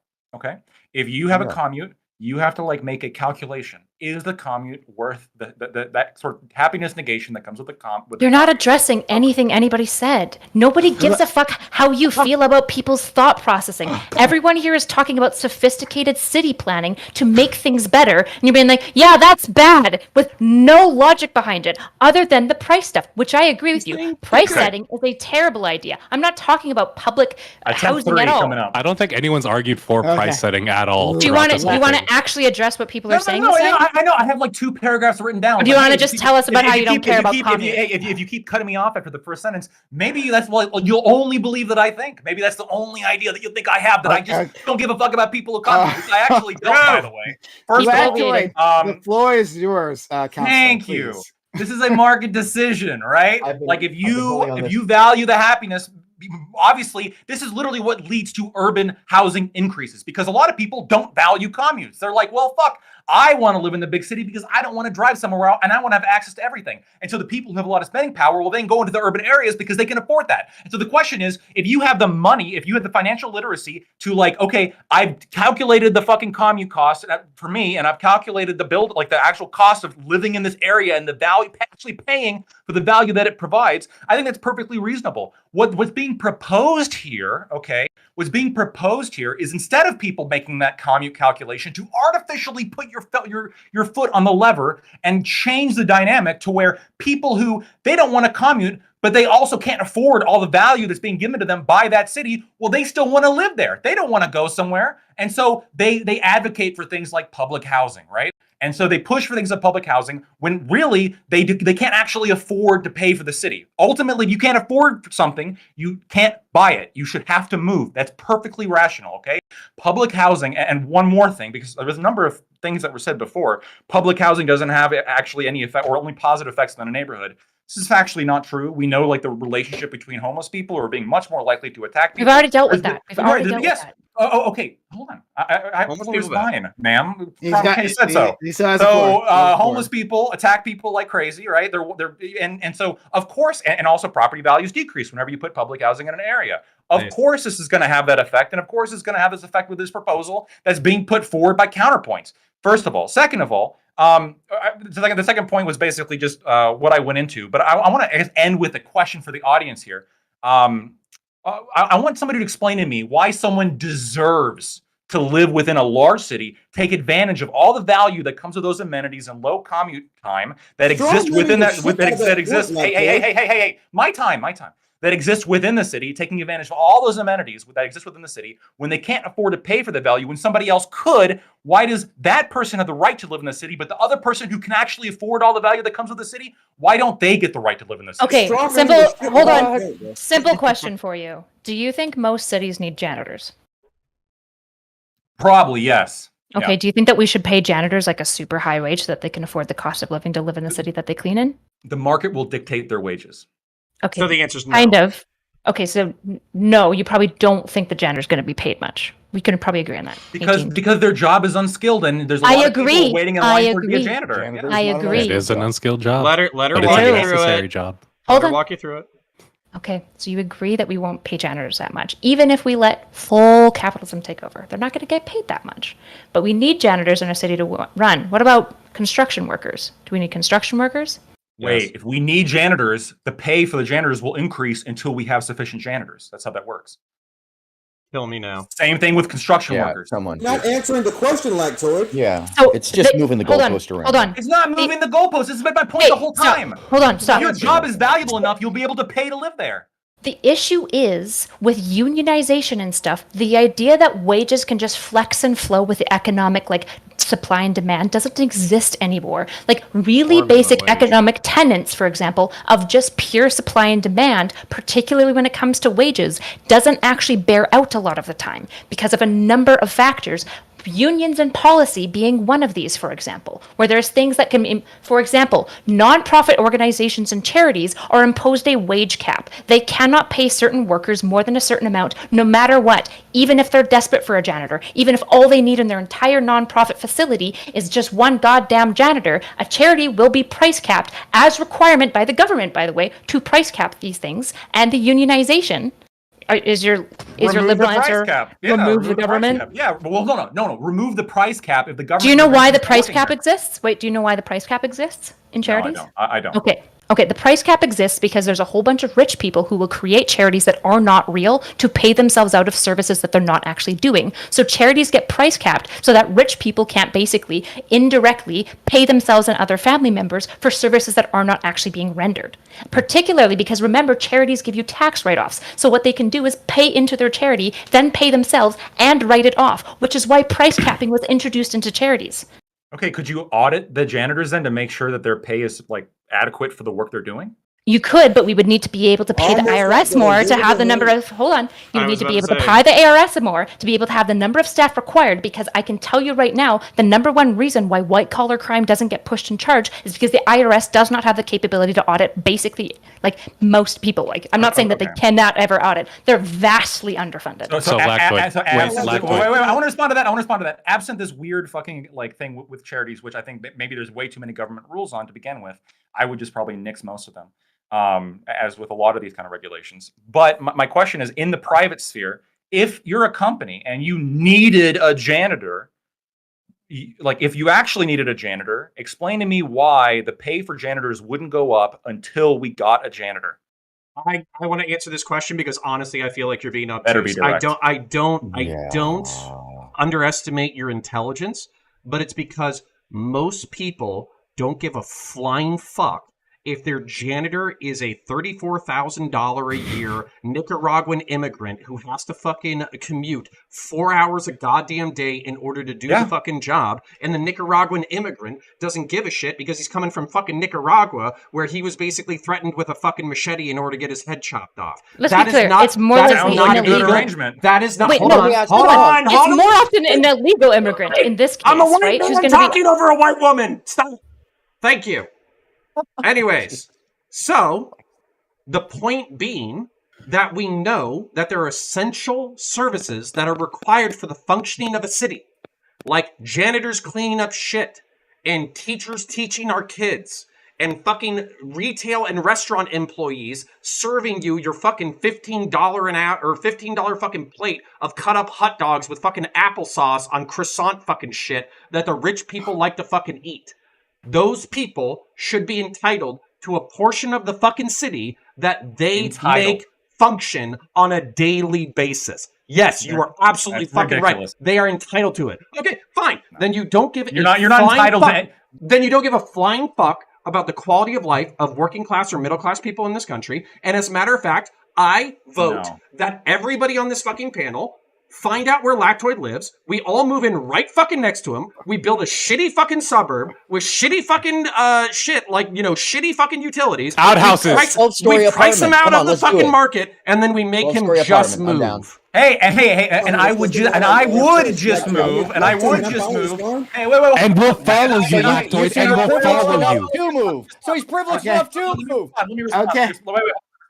Okay. And I would move because I don't have this fucking entitlement philosophy where I am somehow entitled. Because you expect that you hold up. You expect that you move, so you do have. Okay, guys, are we going to move past this? But Lactoid, get your point out. Thank so you. We can move on. Yes, I don't have this entitlement philosophy that I'm entitled to the labor or the property of other people. When in reality, like if I can't afford the value of the area that I live in, then I would just move. I would go somewhere else where I could afford. Just like if I can't afford a good car, I'll buy a cheaper car. If I can't afford a good meal, I'll buy a cheaper meal. That's how financial literacy works. You can't just have like shit given to you in a silver platter because, I was already here. I don't have the money. Lactoid, do you say what you do for work? This is bullshit. This is bullshit. This is bullshit. This is bullshit. Everyone, if you need me to mute you, I can do that. Knock it off. Okay. We got it. All right. We got it. All right. Fuck. I've been trying to move on to the next topic. Holy shit. So put your finger now. Counterpoints. Down. Where's my white privilege? You need to send us shock collars before you do this, man. I love all of you guys. You guys are fantastic individuals. But I need you to shut the fuck up right now. Great. All right. So we're gonna move on. This is great. But we have another topic, and I want to get to the other topic. Because I think it'll be a lot of fun. Hopefully, I don't know. We'll see. All right. To my audience, guys, we're having a good time here. Hope you're having a good time. Hit that follow button if you're on Twitch. Hit that follow button in case you're new. All right, you just stumbled upon the channel. Hit that follow button because I do this all the time. We love to have you here. And consider subscribing to the channel. It helps us out a ton when you do. It helps power this community. And if you're watching on YouTube, you can also hit the like button. That helps with things. I'm told. And you can get a YouTube membership if that's great with you, or even better, right? Because you get something more direct out of it. Super chat if you disagree with any of these people here, right? And you want a question read out loud, well then here's your opportunity, right? Like if you think Lactoid might be unreasonable with this like utter disdain for the poor, right? If someone might think that, I wouldn't think. Lactoid, don't look at me. I wouldn't think that. Lactoid's like this. Lactoid goes, wage stagnation's not real. Wage stagnation's not real. It's not real. I don't care about that. Lactoid, that father that took an extra 2 hours to drive home and beat his son, you're happy about that. You enjoy that. You love that. You love them beating their son. That's what you stand for, Lactoid. Here's a question, Lactoid. Crime that comes to public housing. Why is wage stagnation happening? Why is wage stagnation happening? It's not happening. Look at total adjusted compensation. It's not. What planet do you live on? Look at total adjusted compensation. The fucking little graph where like the line goes up a little bit. That's complete bullshit. It's not actually true. Go look up total adjusted compensation, which comes into all sorts of the other types of compensation other than just pay that workers are getting, and it's actually gone up 70%. Look at that up. Okay, I would actually love to interact with that. Doesn't match. Wages going up doesn't mean wage stagnation also isn't happening at the same time. You realize that, right? I'm agreeing with Ari. Lactoid in comparison to cost. Quiet. If you, quiet. No, quiet. I just want to get into this. Are you fucking kidding me? Alright. He just said the dumbest fucking thing. He's a libertarian. If wages are going Let her up, speak. Okay. is there look, stagnation happening? Yeah, that's how we count wage stagnation. You're right. I am getting paid more than my parents were in the 1960s. I'm literally just trying to define explain for what me he wage said. stagnation. Lactoid. Yeah, he talked about total wage stagnation, right? He talked about other side benefits that aren't typically included in like the base number, right? So if you make $30,000, yes, that's one thing, and maybe your wage hasn't gone up over a certain period of time, but maybe there are other benefits, right? Whether it's healthcare or I don't know. Maybe he can tell us what retirement programs, those things, right? Work perks, benefits, those property, things have company property you can use, all sorts gone of shit. up. So he's saying that- Monopsony of power, for example, might be contributing part of it. For example, like large economists have found it attributes for 30% of wage stagnation. Who knows? What's wage No stagnation? idea. Answer that. What is, when you talk about wage stagnation, you're saying the wage going up is not wage, that you can still have wage stagnation. it's not how that What works. is wage stagnation? That's not how that works, Lactoid. I'm asking the educated taking person. a piece of the Total percentile. compensation is I not a don't great. understand the meta. Okay. All right. Okay. No Here's answer? Here's what we're gonna do. Wait, Here's what we're gonna do. there's Here's hold what on. we're There gonna are do. multiple metrics We're of gonna wage listen to my stagnation. instructions. Listen we to were my given instructions. it Which one are you using? Listen Which one to are you my using? instructions. Listen In to this my case- instructions. Shut up. Quick, ask ChatGPT. Shut. Don't test me. Don't test me. Listen to my instruction. Okay. I see you two are very passionate, okay, about this. And counterpoints too. I see you, okay? Look, here's what's gonna happen. All right.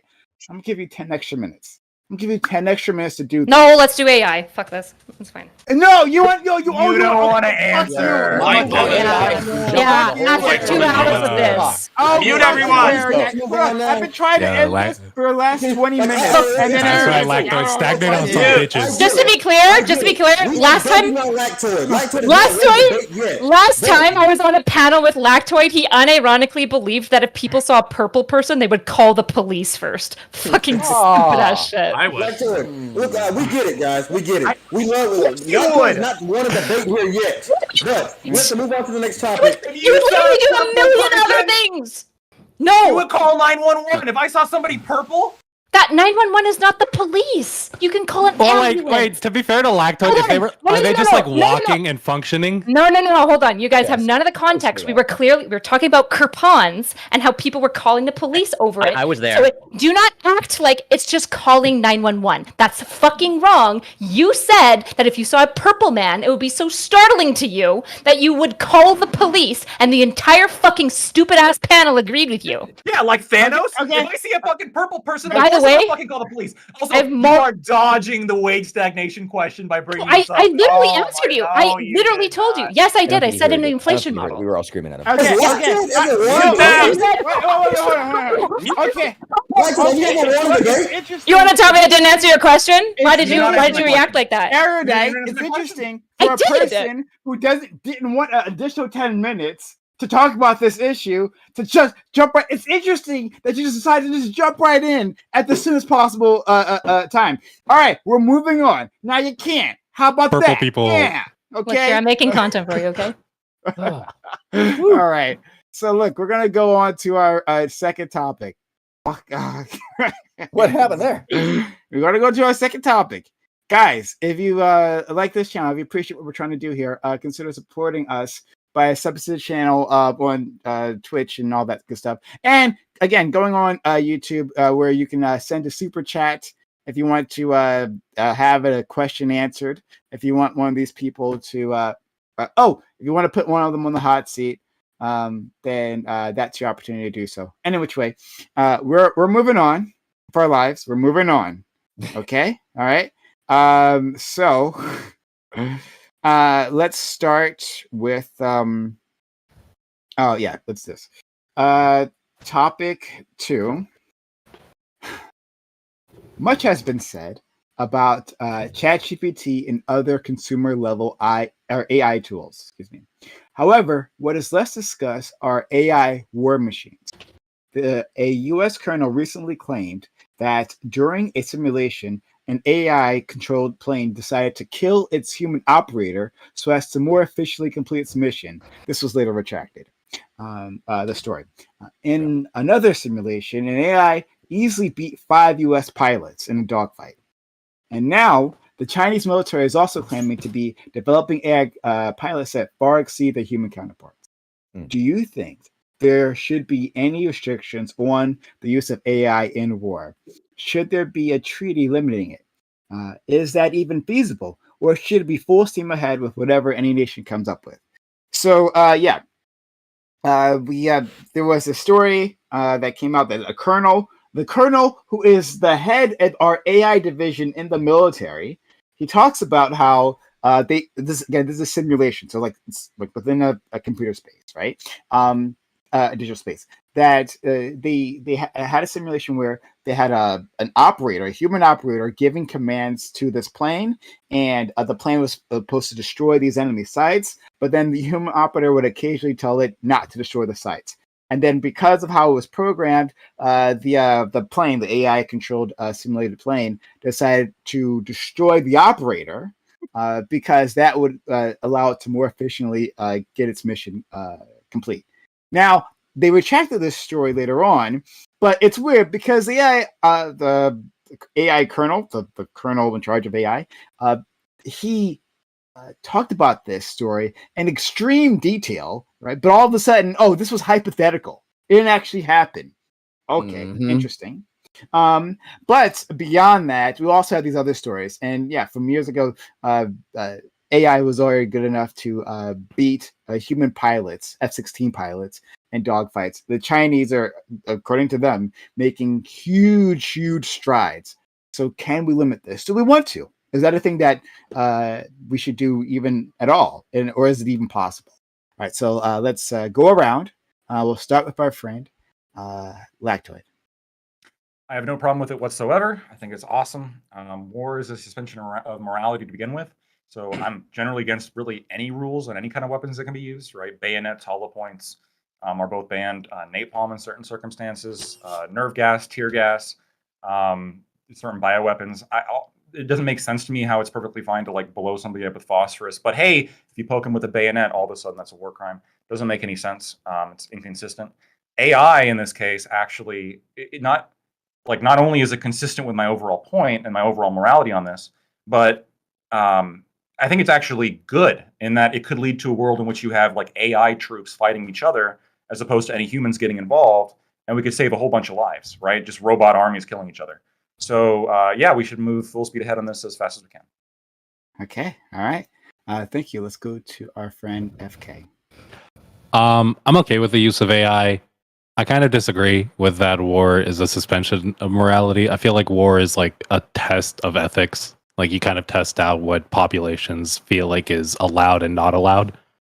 When it comes to like the AI killing its operator, and that could be like for however many reasons. I've talked to some people who've like worked around AI, and it could be that it wasn't like kill, it was just like, oh, they ejected, or it could be like for whatever reason, it just ran a weird program.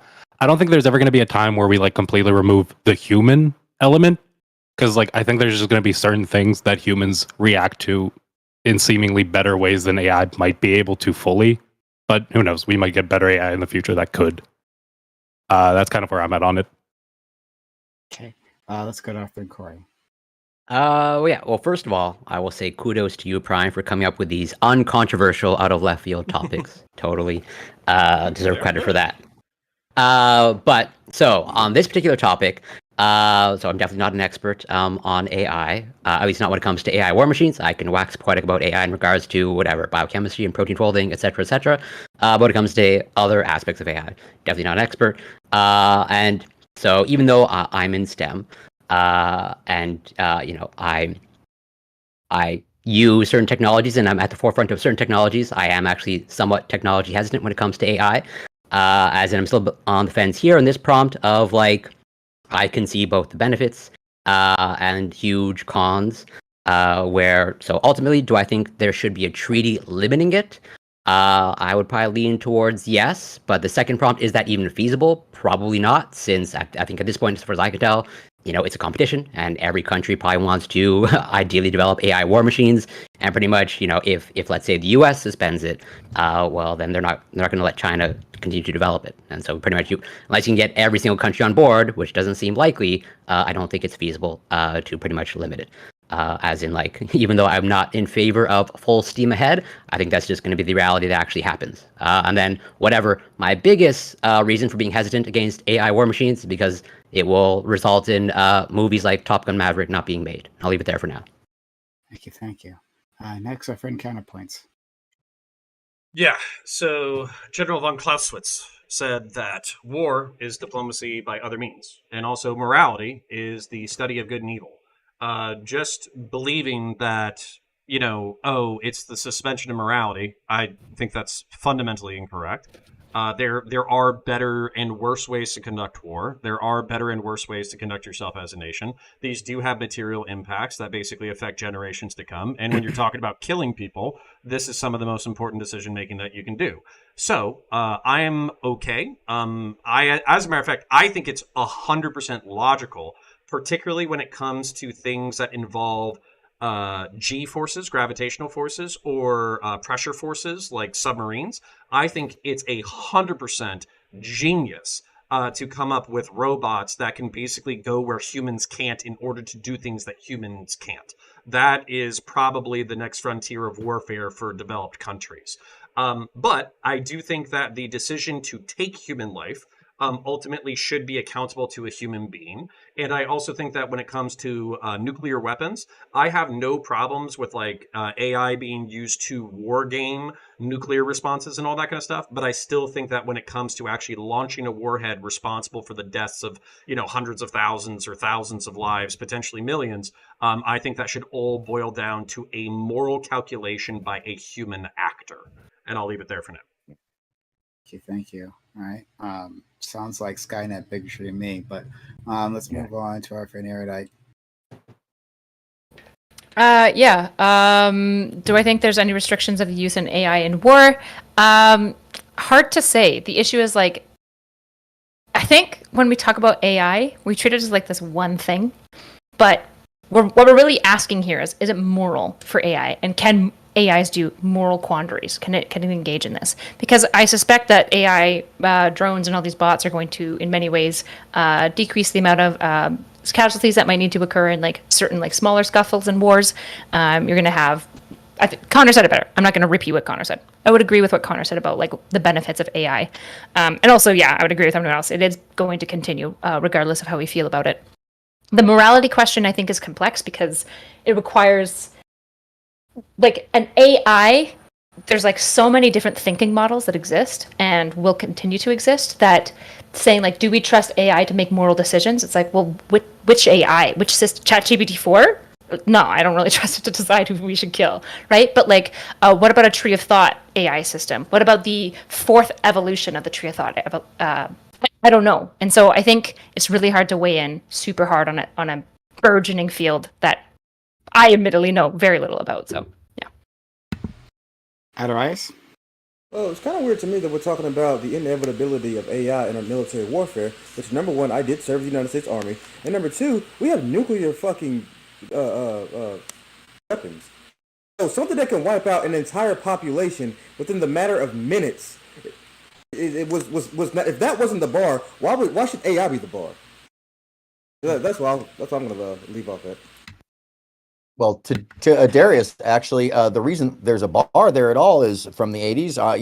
I'm somebody who grew up with the concept of Kurzweil's fear of the singularity. I have no mouth and I must scream by Harlan Ellison, where I am takes over the planet, starting as a war machine. And there's a cultural aspect to some of us who see it as a threat to society, or possibility as a threat, because of it becoming a singularity. And I think that when you see it as just expected that there will always be a human involvement in this, that might be a misunderstanding of how much work these things take up and how dangerous they can be in their amorality. And when, by the way, to prime case point, oftentimes when you hear these things put out by the DID or the DOD, and I saw that report too, it was frightening, but I saw it on the DID page and it was echoed from the Pentagon, and then it went away and changed its topic. And by the way, they gave him front page the next day on the Pentagon page, which is what? That means that he spoke too soon and then they backtracked. So whether it's true or not, sure, we can gather that it could be actually counterintelligence too, to make the enemy fear. But what we should be concerned about is the interpolation and the utilization of a tool that may go further than we even know it's going. that we need human controls, like was mentioned, but we need to have it in more than just the design. It needs to be hands-on, button pushing, because to Darius's point, there are nuclear weapons, yeah, but they are now controlled alongside the codes with an AI that assumes a variable that can tell those controlling them whether or not this is an actual instance, which is why I bring up, would you like to play a game? As soon as we associate the computers with human variables, they are out of context and they will never quite know, no matter how much they mirror us. And I would say the danger here is in the IM basically realizing that we are its enemy based off its war propaganda in its own programming and destroying us all by accident because it doesn't know any better. We should treat it like a child and not have it involved in war. Although it is a great device. So just say that.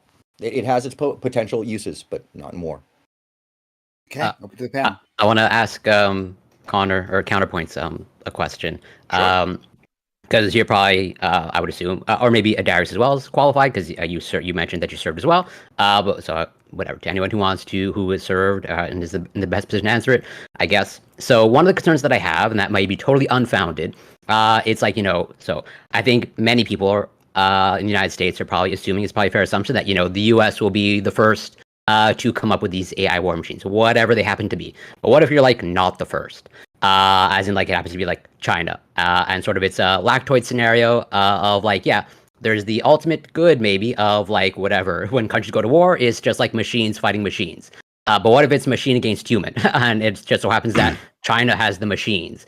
Is there a potential concern that like it lowers the barrier to make the decision to go to war because like, the robots, you're not risking anything there? Of like, if China has the robots and the US has the humans, they don't have the robots yet. Is there a concern there? And also like vice versa, if the US has robots and I'm up here in Canada. Yeah, so obviously, like a huge concern is going to be decreasing the cost of war, because when you decrease the cost of war, you increase the your likelihood to go into it.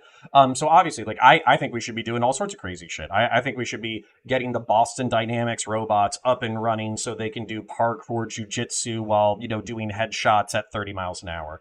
That most effective war. Yeah, I'll leave it to the experts. Yeah, the Boston Dynamics dogs that can they can already run at cheetah speeds, and you can put a machine gun or a grenade launcher on their back. That shit goes hard. They've also been doing hybrid experiments already with the United States Marine Corps, which is fucking sick, where they've had those like spider cows like walking behind them that have like 6 legs that are carrying everybody's equipment. So the troops show up into battle less tired. And I do have a crying baby, so I got to go in a second and get him a bottle.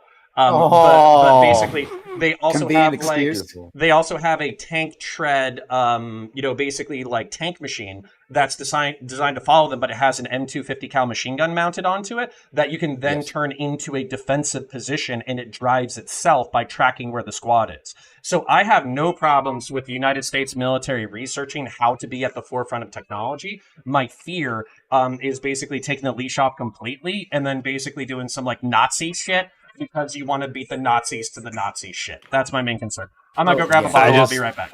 I don't think the U.S. is realistically giving that. Like, a lot of our departments are really worried about like what leaks out to where.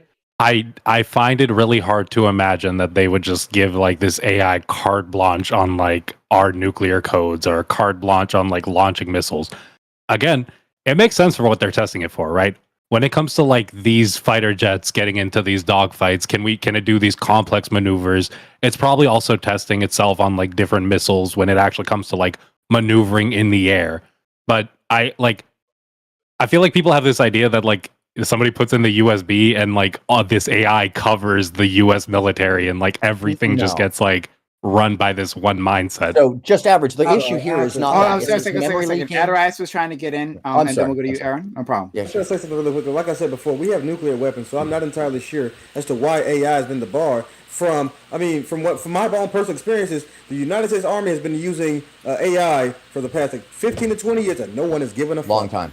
Yeah. No, it's been a long time. All of a sudden, it's an issue with ChatGPT. I mean, but we've been using artificial intelligence in military warfare and for quite some time. So I'm not entirely sure as to why this is a current event or why this is a hot topic. Darius, the addition existential complexity.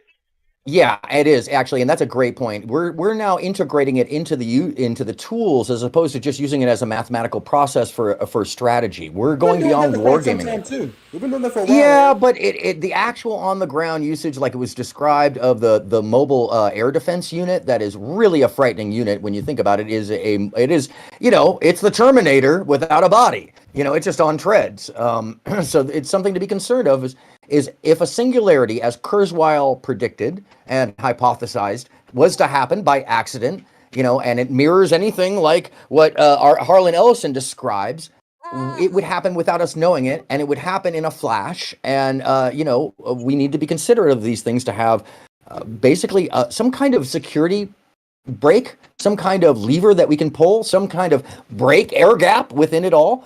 It's once again, it's tool usage, brilliant. Its actual implementation, probably up to the folly of human trust.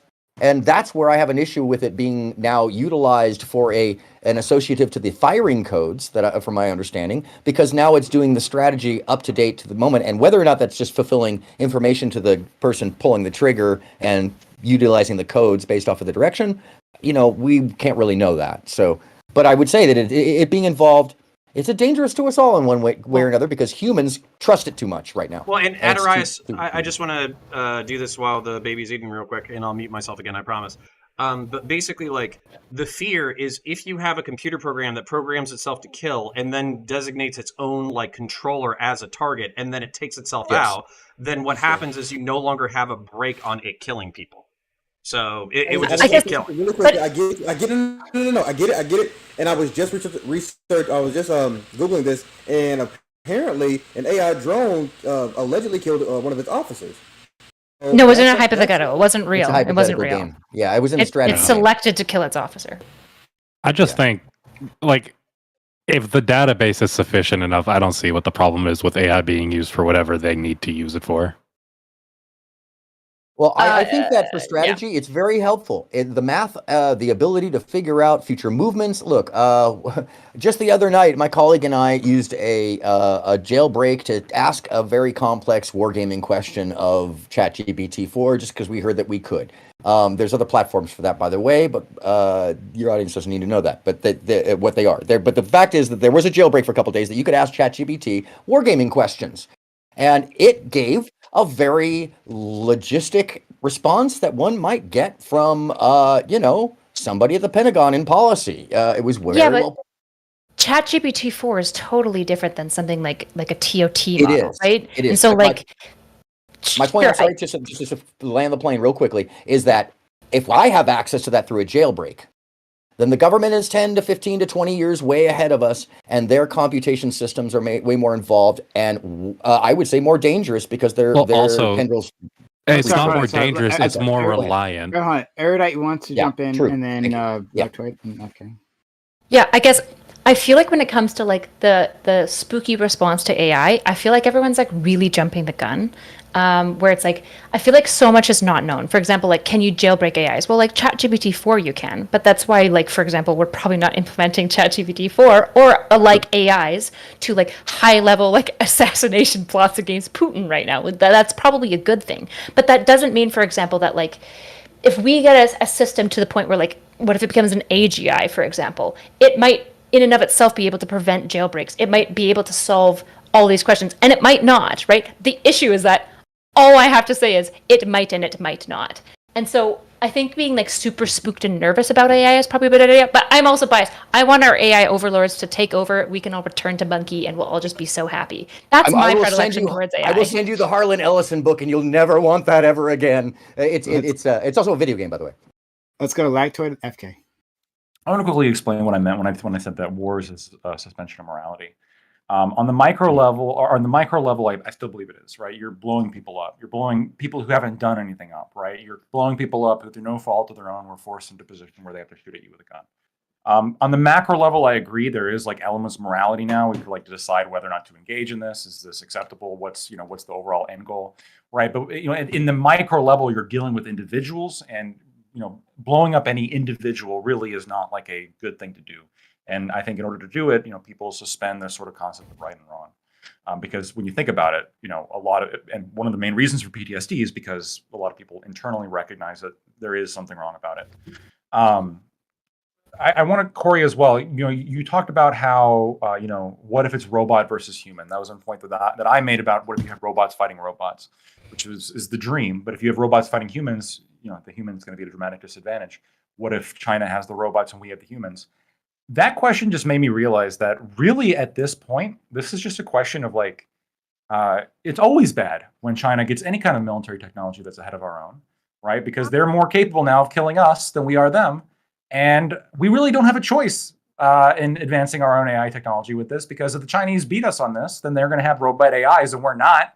And then we're going to lose. So, I mean, this is somewhat of an arms race, isn't it? Like we'd outnumber the Soviets on bombs. We got to outnumber the Chinese on robot soldiers. Okay. Well, you I go take your first, point, Coward. and So I what understand. Lactoid is referring to is called a deterrent. Corey will never speak. Ideally, Never. Okay. So I understand the point that you're trying to make, Lactoid, given your username history. I guess it's a separate panel topic of like, whether actually China would be that hostile. I don't actually know. I would err on the side of no. Just as like let's say I would make the argument. I think China has nuclear weapons. I think the United States has a larger history of nuclear weapon usage than any other country. And so it's like I don't know if that the argument is really in your favor personally. We were attacked. Yeah, I understand that you were attacked. It's a retaliation. I'm just talking about just strict in terms of like. Do you have any sort of like example of like overt hostility in that regard? Or Corey, real quick. So this is the best example of like we use the bomb, we use the technology there to win the war against a genocidal, maniacal, theocratic state that was in the middle of genociding Chinese. I would make the They were doing clarification. some wild shit, bro. Yeah. Okay, so I understand it was in response to you being attacked and provoked. I understand that. But yeah, you, the United States at large. But I would push back against you use them with the intent to win the war per se. That happened to be the outcome, but I don't know that it was like you were pushing the button saying, "Hey, this is going to win the war per se."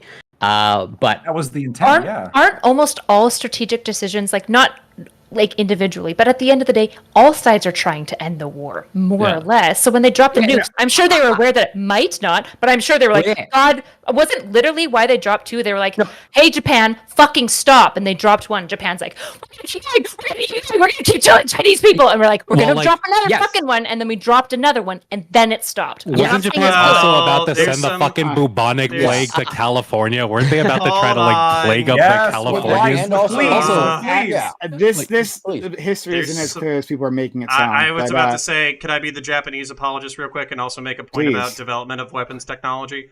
So when it comes to Japan, it's because they didn't agree to total surrender. That's why they got hit the second time, whereas the United States was saying you have to do total surrender. And the Japanese were, sorry, Prime, I'm not going to totally come your way, in an imperial death cult where they wanted to guarantee that the emperor would continue to sit on the throne. So a total surrender was not necessary. Or they wouldn't. I remember when they tested knives on people. Total surrender. And the logistics. But I want to talk about the development of weapons technology. Another option here on the board. I know we're not going to exercise it because we're American and we love our weapons.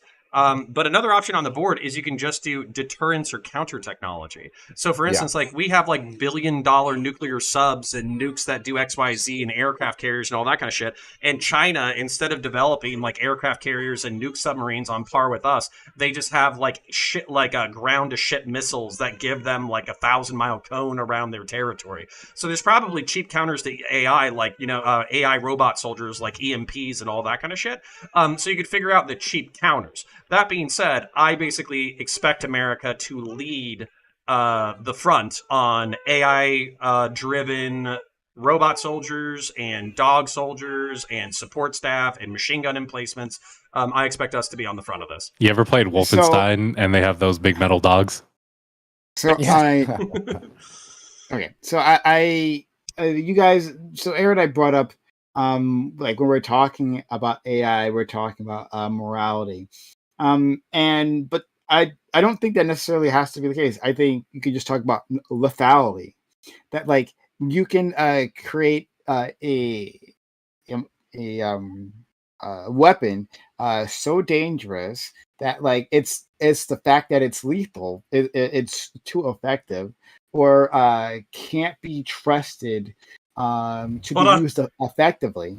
They thought this about the Gatling gun, and they thought this about the nuclear bombs. No. Every single time. Exactly. Well, No, they but did. no. They Also, literally like- thought the Nuclear bombs, Gatling hold on a gun. second. It's not- They Nuclear thought bombs, the they were Gatling correct. gun. They thought the Gatling were gun correct was about going to the be nuclear bomb. so fucking bad that people wouldn't engage in warfare anymore. And then like 19-year-olds were like, "Oh, Gatling guns? These things are fucking tight. I'm going to use these to Well- kill thousands of people. It's Well, awesome." then Mutual- immediately by the way, hold on a it second. comes Mutual out, right? It's destruction. effective, and immediately Mutual destruction. everybody's like, "I need that effective weapon This because is- I'm gonna Yeah, lose if I but don't have it." mutual- Right? Folks, mutual destruction has been on the table for a very long time, and it has managed to stave off all of the nuclear Well, perpetrators. hold the on. whole time. No, That's far. not, whoa, And it's That's changing. not exactly how that worked, right? Because part of this is treaties, anti-nuclear proliferation treaties. Yes. That's Forcing those to happen. that was part of it. So, like, Yes. if AI could spread in the same way, like you could just pick AI up like a physical thing, right? Like a really dangerous AI Terminator bot, whatever. You could just pick that up and you could spread that around the world. You would understand that, like, we would need controls against that. That, like, Yes. yeah, just like when it came to the bomb, right? The reason why that we haven't had a nuclear attack isn't because that just because of this idea Mutual of, Destruction. yeah, Yeah. mutual assured destruction. It's the fact that there are a small number of actors who have a lot Yes. to lose. Right? If Hold it on. was There's- the case that like a small country that had a dictator who's going to be in power for, I don't know, a few years, and then all of a sudden the walls are falling on them, yeah, they're going to use it. They're going to fucking use it. Yeah, so Yeah, I, but I, I got I want to to get sit this on, in. We've understood this. Hey guys, shut up.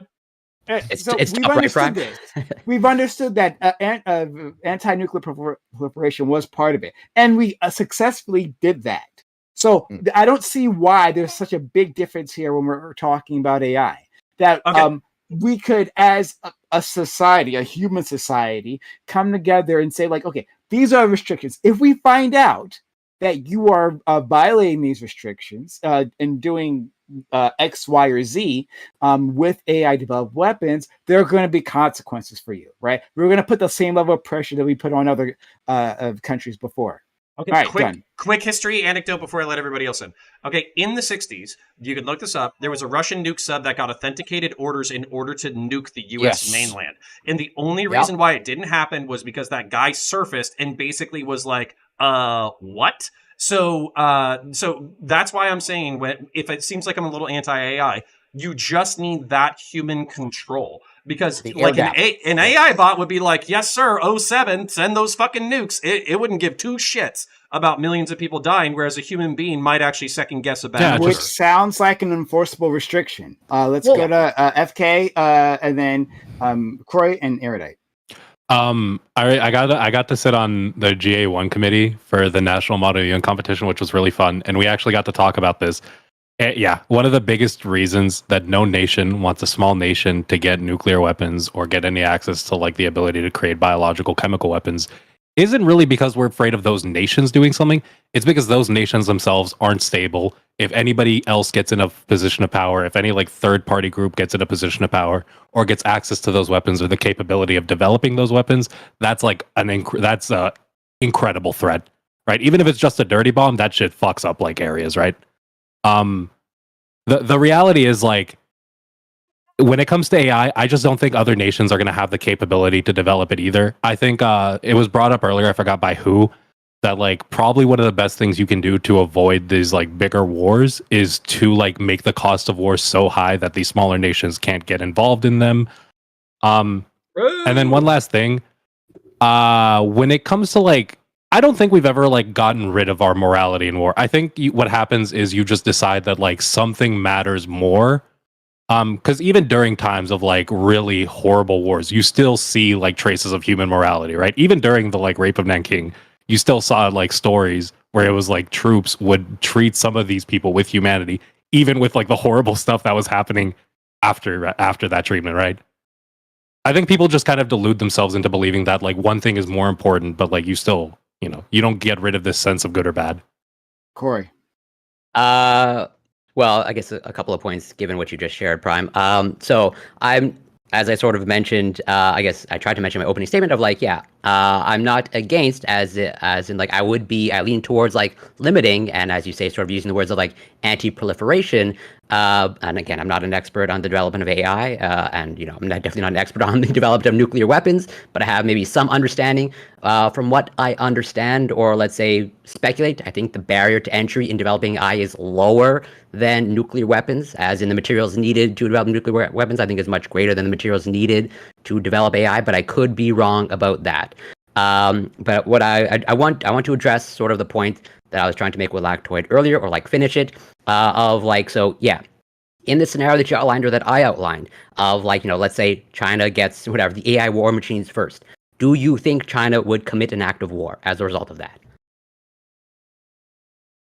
I mean, I think the price was high enough that they wouldn't. But if they were ahead of us significantly in weapons technology, and to the point where they weren't necessarily concerned about a U.S. Like counter attack or any kind of U.S. interference, they would be on Taiwan yesterday, right? The whole island would be occupied and ruled by the Chinese Communist Party, no doubt.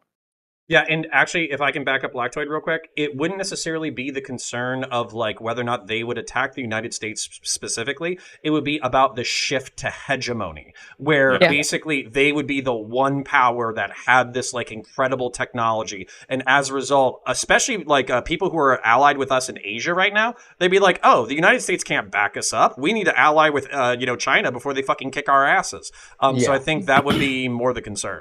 Yes. Taiwan would go away, Vietnam would go away, the Philippines. Yes, I tried to mention that in my opening statement. As much as I'd be for limiting it, given the fact that I recognize it's a competition and every country wants to win the competition, especially the United States, like the cat's out of the bag. Just like you're probably unlikely to stop it. I'm a gremlin, by the way. I was reading people's chats and I saw somebody said, why is it okay for like some countries to have nukes and not others? The reason is because like when a nuke should be a last resort, and for some countries that last resort is a much shorter fuse than other countries, right? For America, our last resort is much further away than it is for like Iran. Or North Korea. Yeah, and that's actually a great point to what I'm concerned about. Erudite. To be honest, I'm going to derail, so I would let them continue. I'll jump back in when the conversation slows. Oh, no, I don't care about you derailing. You go. I want to hear your point, and then because they can derail later on after you. Women. Okay. It's so boring compared to this conversation, I guess. I just wanted to talk about like Connor mentioning that AI wouldn't care and would just go ahead and bomb. I just was going to bring up again. We don't actually know that advancing AI technologies might actually also be self-corrective and self-introspective, and so like the idea that like AI would do it and a human wouldn't isn't actually necessarily true. It's just probably like, my understanding is that they're building AIs to even do things like this, like self-corrective processes. It cares as far as we want it to, and then as far as we can get it to fulfill our want, right? And it seems like the more time goes by, the more we can get AI to fulfill what our wants are out of it. Yeah. Let's go to Aaron, Adarias, and Yeah, so a lot of the concern that comes up with these smaller powers, and I'll just address this real quickly, getting a hold of nuclear arms is on a separate note, is like you're saying, the proliferation accidentally. There was a point in time, not a decade ago, when you could go rent a nuclear storage facility for festivals. And just over the hill from where you were staying were the nuclear missiles. So what's to say those same people weren't willing to sell off some stuff? And the U.S. and NATO did a lot of work to try to collect all of those weapons and get agreements with the Ukraine and Russia to make sure that stuff didn't happen. So that's a concern. That's a real concern. But the second point I was going to make is the air gap ratio with decision making has always been a deep deal with nuclear weapons and war itself, that they're beyond the strategy panel, beyond the folks at the Joint Chiefs. There's always a second layer of control, whether it be on the field or with the general. They follow orders, but there is a check and balance in that system, even when it comes down to the soldier in the field. So what happens when you cut the timing down by using AI directly involved instead of just informing a situation is that you are giving leeway to another control that might take over without your knowledge, that might actually cut you out of the plan, which we've seen in the wargaming right now. So the issue becomes, if a small group of people get a hold of this stuff or get access to it or accidentally are influenced by it, we have outcomes we don't even understand yet. That this panel, we should be talking about the fear zone of these things and not taking it lightly, because we are utilizing a tool that we don't fully understand its capability and or its connections. They seem to be tracking it, but do we really know where it is, who's utilizing it, and do we know that China isn't mimicking us and beyond us? We don't know. So I think these are things to really be concerned and connect to the concerns. And by the way, as far as Chinese invasion, this is my last point, I'll land the plane. They actually, wargaming shows that it'd be very hard to attack from the west coast. So exactly, you'd have to get the hegemony of several different nations to fall, and then a slow incursion. And basically, by the time they got to our beaches, they'd already have undone our infrastructure. I'm an American imperialist, but I don't think we're attacking China. I'm going to be real. No, I don't think we'll ever do that. It's just stupid. We're too much of a partner with them. There's too much back and forth financially between us that it just doesn't make sense for either side. Regarding Adarias and Lactoid, and then okay. Yeah, I was going to say, I have to piggyback on something Aaron just said. There's too much going on right now between America and China to where if we go to war, World War III, just right then and right there. I mean, economically, we're too tied with one another to take these types of risks in the first place, right? But that aside, I'm gonna wrap this up by saying, and this is the last thing I had to say about AI, military AI. Look, moral and ethical concerns here about whether or not an artificial intelligence should be making the decision that could take hundreds, thousands, or even tens of thousands of lives. All countries have nukes. We really want one country to have that kind of destructive power, let alone 210, right?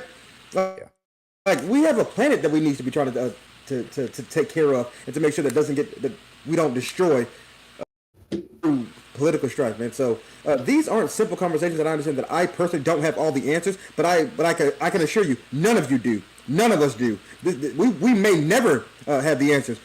So that's all I have to say about this. I just have to say that, again, I'll reiterate, the bar for me was not AI. The bar for me was Hiroshima and Nagasaki. That was embarrassing. And that's unjustified, regardless of how we word that. Can I actually? Was justifiable. Hold on a second. No, it's justifiable, and also it was a logistics. It was a use of logistics, because the other plan was to firebomb the entire country with a mass use of air and sea power, and it was a waste of resources they found. And the choice to use the nuclear choice was also a science push as well. Considering the history of how the Japanese have fought war across. Lactoid. Real quick, Hiroshima and Nagasaki are both chosen because they were high-value military targets. They were important, as Aaron said, important logistic hubs and manufacturing facilities for a number of weapons of war. That was the reason they were chosen. There was other cities like Tokyo that were were proposed, and it was actually shot. It was, for lack of a better word, shot down, that proposal, because of all the cultural impact that would have on Japan. So, I mean, there was some restraint shown when it came to choosing targets for the bombs. One of the things that's happening, to tie things in together a little bit, one of the things that's happening right now is the war between Ukraine and Russia. And the U.S. has been sending a fuck ton of shit over to Ukraine, and every time we send them something, they come back and ask for more. You can say that's justified. That's not the question. We're just agreed to send on F-16s, right? High-tech military jets. If we invented AI, right? If we invented this super powerful AI that gives anybody who has a razor's edge when it comes to any kind of military engagement, do we have an ethical responsibility to send that over to Ukraine? I do kind of wonder if America sent over that, would America be involved in that war if we were using our technology to control those planes? Would that be us fighting?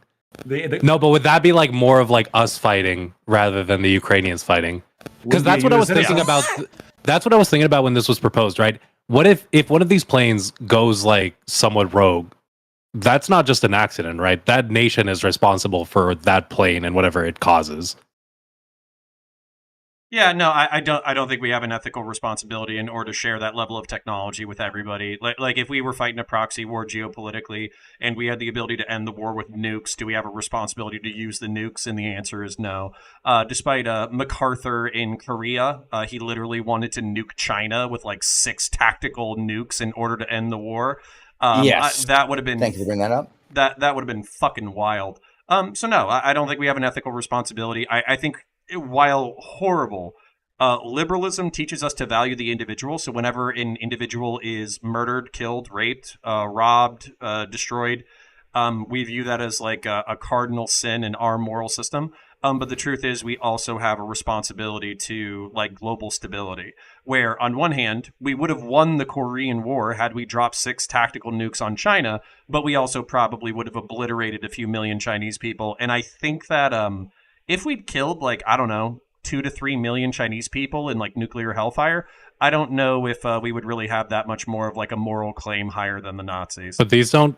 Yeah. So like, I think the issue is we're expecting these AIs to go in and like be like, yes, you should just nuke this country to get what you want. But like the reality is they're gonna do what we want them. We could give them these like questions of like, well, we don't actually just want to kill everyone. We want to do this in a way that keeps the most amount of people alive. Like, what do we get? Well, and like the so more data it this is- has, and it's gonna have better data considering it's like This a is the U.S. problem. military. This is the Yeah, problem like, that trolley you guys are keep- problem guys- with hundreds of thousands of lives. you guys keep like focusing on the nuclear problem. Like, oh, okay, like because I guess maybe it's a limit to your imagination. So you're like, well, we don't want to give the AI the ability to launch the nukes. Okay, pretty simple. But that's not the only reason why we like when we're talking about other weapons, we ban them for all kinds of reasons, right? So we can kill a lot of people. Like we can assemble an army and we can go through a town and it can wipe them out, right? And it's I mean, like the actual wiping them out is, you know, problematic, but still, like, that's the thing that can be done. We can use a missile, right? You can miss. Let's actually talk about military bases, right? We're attacking a military base either with men or we're attacking it with a missile. All that's legal. What's not legal, though, is to use a chemical weapon there. Why? If it's We've agreed on effective, of course, lactoid. Oh yeah, and then if it's effective, then why don't we do it? Because there's more. There's more It's than human just reciprocity. like. We've agreed on it too, right? We've gotten other nations. I think like 190 something are now agreed upon like the CWC. Obviously, yes, this is what I'm talking about. Why is that the case? Why? Because I- the effects. Yeah, because the effects of them are too problematic, right? It's the same with biological weapons, right? Biological weapons could become something that like not only affects the people you're at war with, biological but weapons are different. wait. Biological weapons It not only affects they can mutate. No, hold on. It's But we're again, talking about this. Why? Hold on, 1 second, please. Why are you interrupting me? I don't know why you're doing that. Knock it off. I asked myself the Okay, same question. thank you. Like when we're talking about, like, for instance, chemical weapons aren't a thing unless they like linger in the environment, which is a separate thing. But assuming a chemical weapon disperses after it's been launched and it can kill, like wipe out a military base, right? Well, why not use this, right? Can I answer There that? is a psychological effect that is important.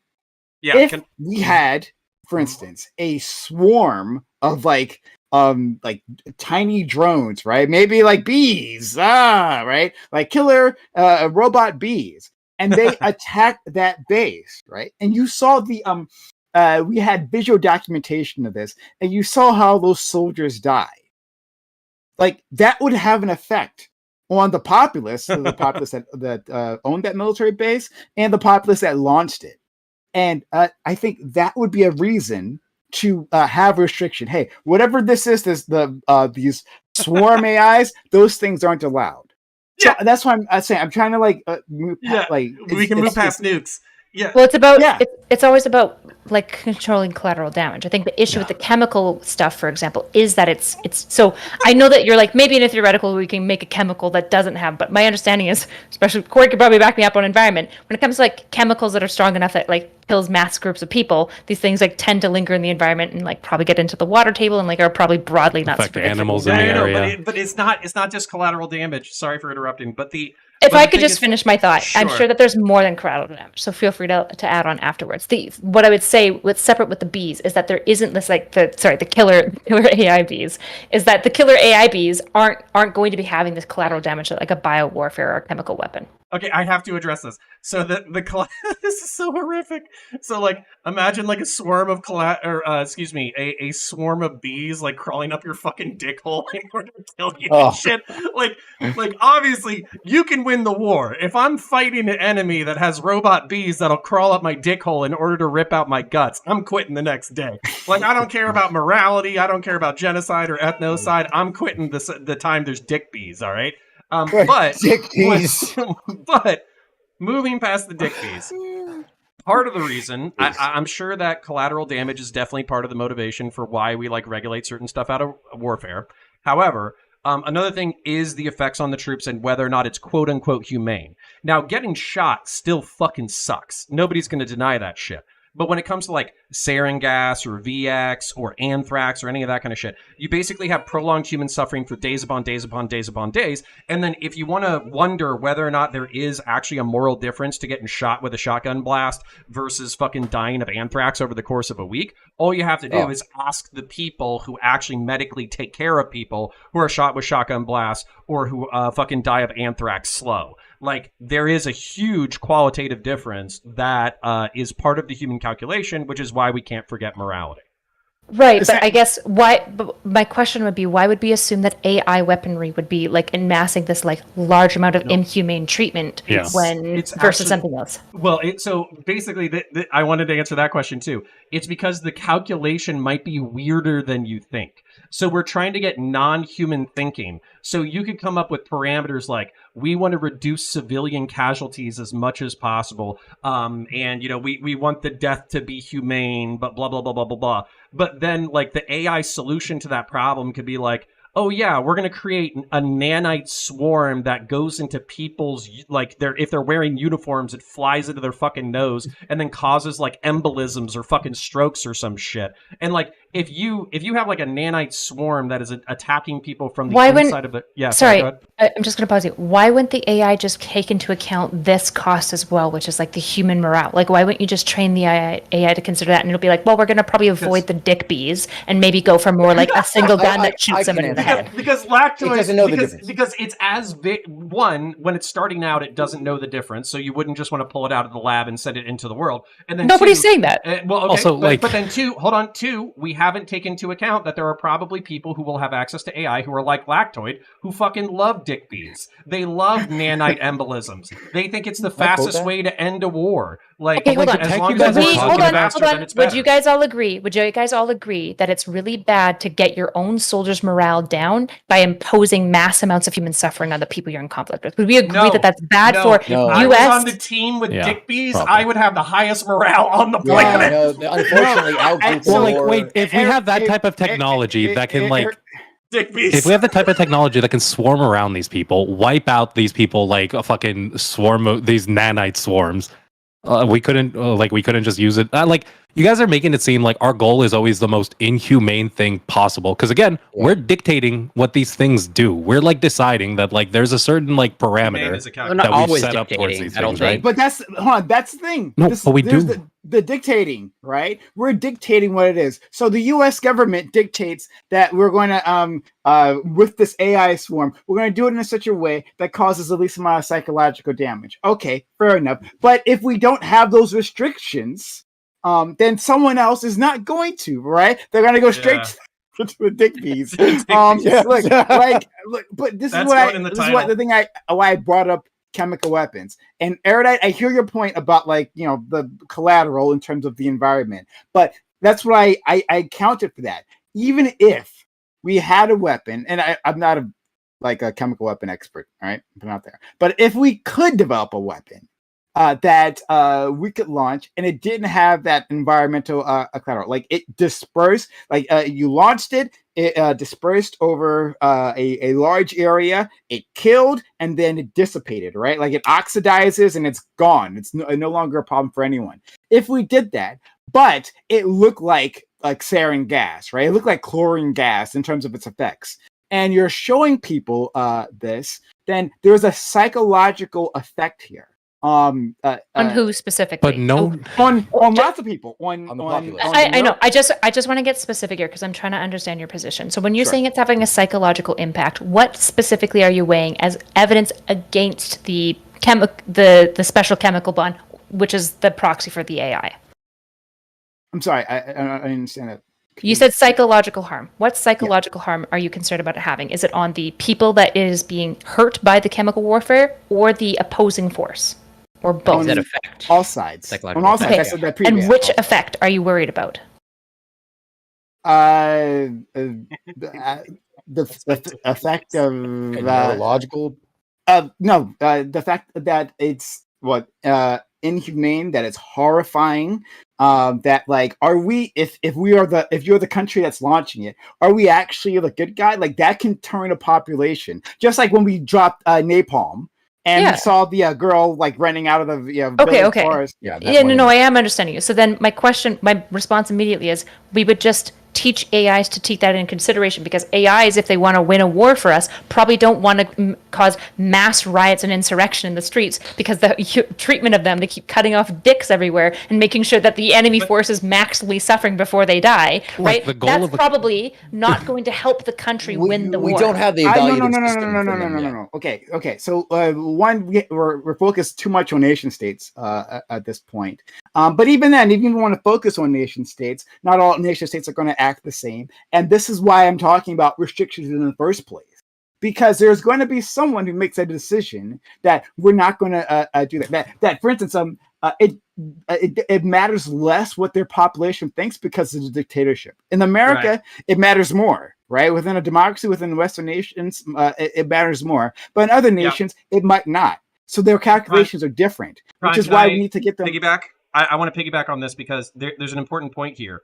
If you had no suffering death with 0 casualties for your side, with 100% casualties and 100% accuracy, then you've basically handed somebody like the key to totalitarianism, whoever is in charge of that system. Now, maybe you could have democracies or republics in charge of that or whatever, but you're effectively talking about a system that's so powerful that no one can stand against it with like a clean conscience. So that's like the horror of what we're talking about. I hear that. But the idea of like, well, why don't we just like stop it? The issue is, this is the question. Why don't we just convince a whole bunch of nations to dismantle their nukes? Why don't we convince a whole bunch of nations to do these things? The idea of like biowarfare and war crimes, they are war crimes. Also, they occur still, right? They less often, which is good, but they still occur. So the idea of like, well, why don't we just stop now, is like, that's a valid question, but it's also an age-old question when it comes to military technology. Yeah, but you're talking about crime. You're talking about the problem of crime. Like, why even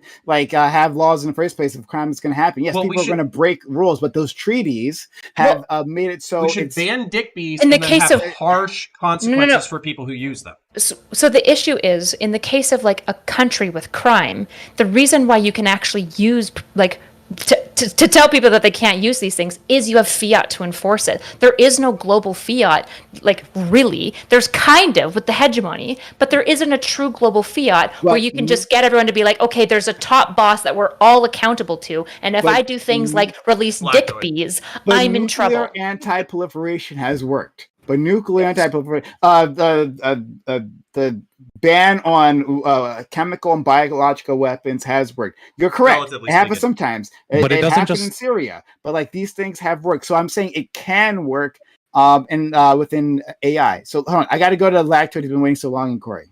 I appreciate it. So I want to make just the record completely clear. So Counterpoints has said multiple times, he's brought me up and said that I am in favor of dick bees.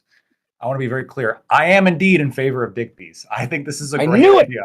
I think often the rules that we have on this, as I think Prime actually just exemplified a little bit, are extremely arbitrary. So if you guys know anything about white phosphorus, Yeah. which Yeah. currently Yeah. the U.S. uses in munitions.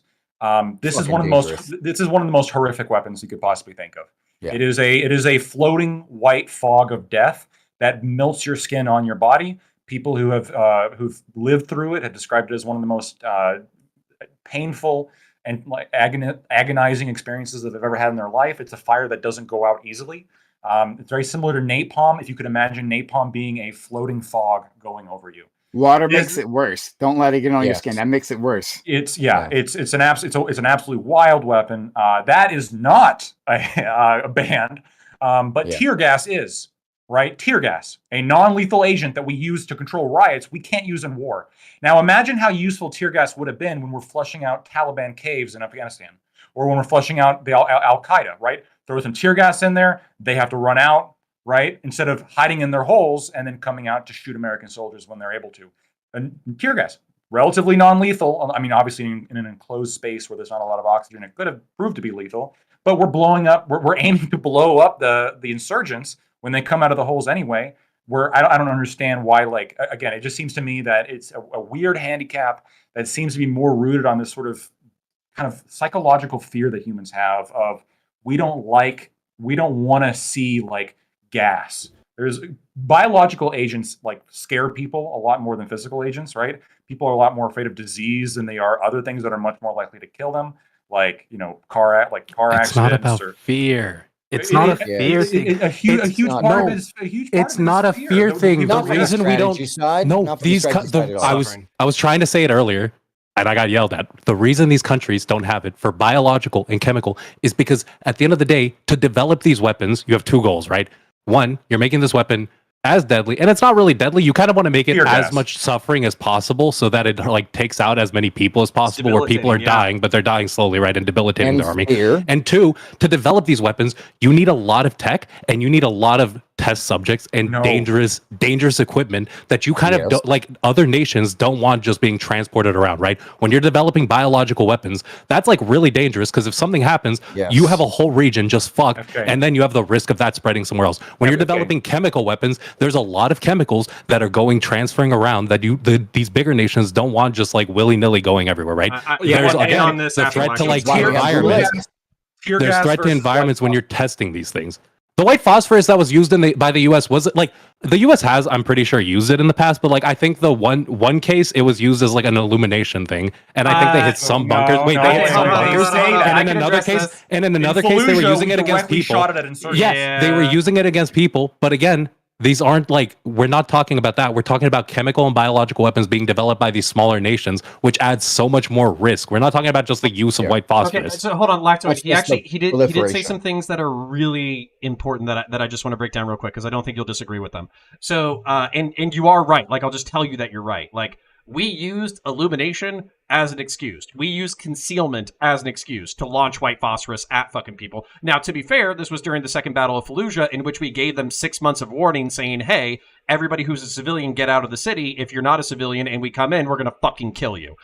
So for me, if like you got the 6 months heads up and you got to build your spider holes and your booby traps and your Home Alone fucking sabotage devices and all that kind of shit, I don't give two fucks if you get fucking white phosphorus. Now, that being said, what FK just said that I think is really, really pertinent that we have to pay attention to is that like anthrax, botulism, VX, all of that kind of stuff, part of the reason isn't just the suffering that it inflicts on human beings, which we should care about because there are good and worse ways to die.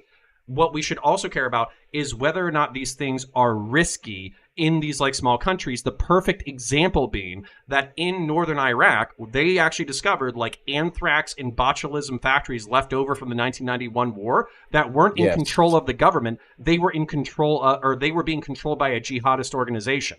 So the only reason why that wasn't being used was because of a lack of imagination and logistics on behalf of the jihadist organization.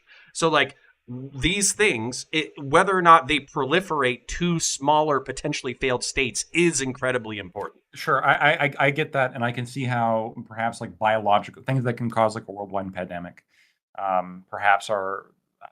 Although It doesn't have to be worldwide. Even chemical can fuck a region.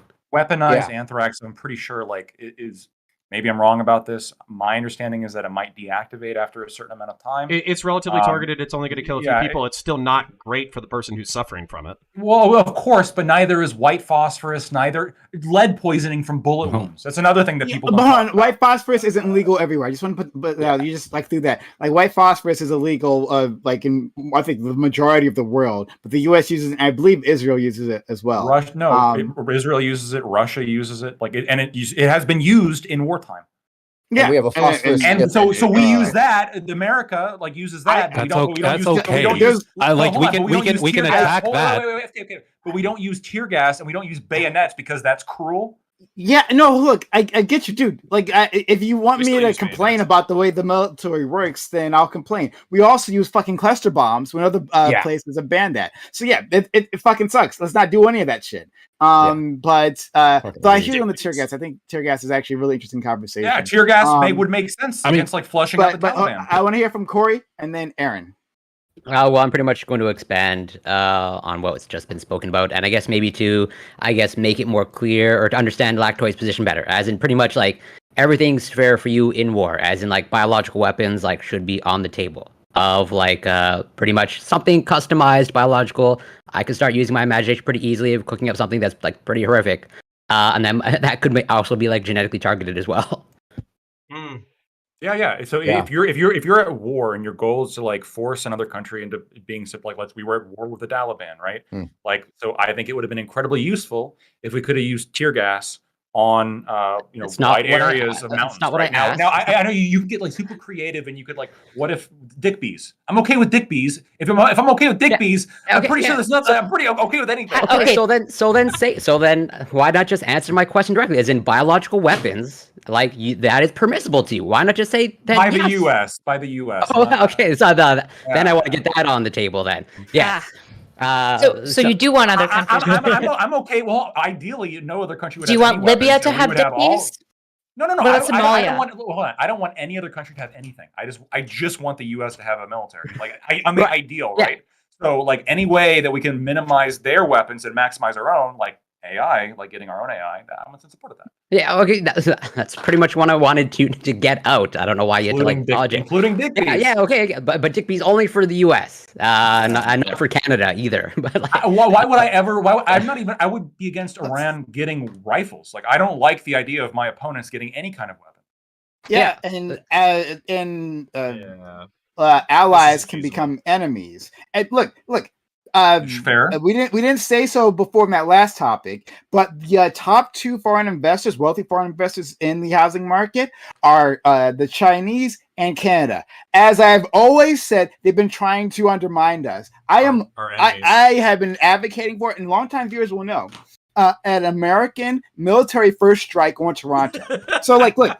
I'm here with that. You can have Toronto. With Toronto, yeah. With Toronto. Leave Montreal. Leave Montreal. Canadians are traitors. You get a 6-month warning. The white phosphorus raise after that. I'm okay with the degens from up country. Lactoid is right. If the Canadians get their hands on these weapons, all they are gonna think they're gonna get too big for their britches, right? They're gonna say, "Oh, well, maybe we should be the ones in charge of this hemisphere," right? And then they'll challenge us. So I hear you on us having the weapons by ourselves, but in a world where we can't limit everyone, we can't lobotomize the rest of the planet, which let's work on that. Then we'll have to work with these other nations and have a treaty and have restrictions. I don't know why there's any pushback on that at all. I don't think the pushback comes from, at least not for me. The pushback on treaties and stuff doesn't come from that's a bad idea. It comes from the issue of the question of how do we actually do that? How do we get, for example, Russia to sit down with Ukraine, to sit down with China, to sit down with America, and all agree to the same codes of conduct, all agree to simultaneously at the same time disarm their nukes, get rid of their AIs, disband their military? How do we get Iran and Libya to agree to that as well? I have an answer after Aaron.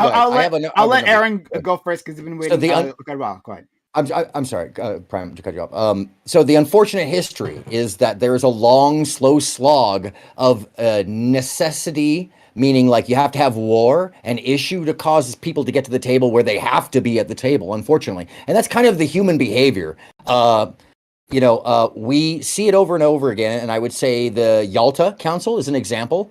3 parties that all had agendas that didn't align, but they had to align to make something happen for World War II to end. And I would like to bring this topic back because I actually have to split. I have an 8:30 appointment West Coast. One of the things I think is important about the non-proliferation of the AI associated to also these other weapons, including biological and chemical, is that, and to take it back, is the control in small sourced laboratories, or the control in a small system laboratory in a smaller government is not as astute, as refined, or as practiced as a major government. And this is an issue. But also, the morality of strategy in wargaming is always a massive component in whether or not there is collateral damage had. And those values of collateral damage are absolutely important to whether or not there's justification for emotion. And although it's not always used, there is definitely an oh by the way in this, and a what aboutism at the end of this. But I would say that it is in our best interest as humanity to air gap all of these things. And I end with this. My great uncle, who worked as a biochemist at one of these laboratories, used to joke, "One egg hits the ground and we all die." And he used to laugh, because this is the truth.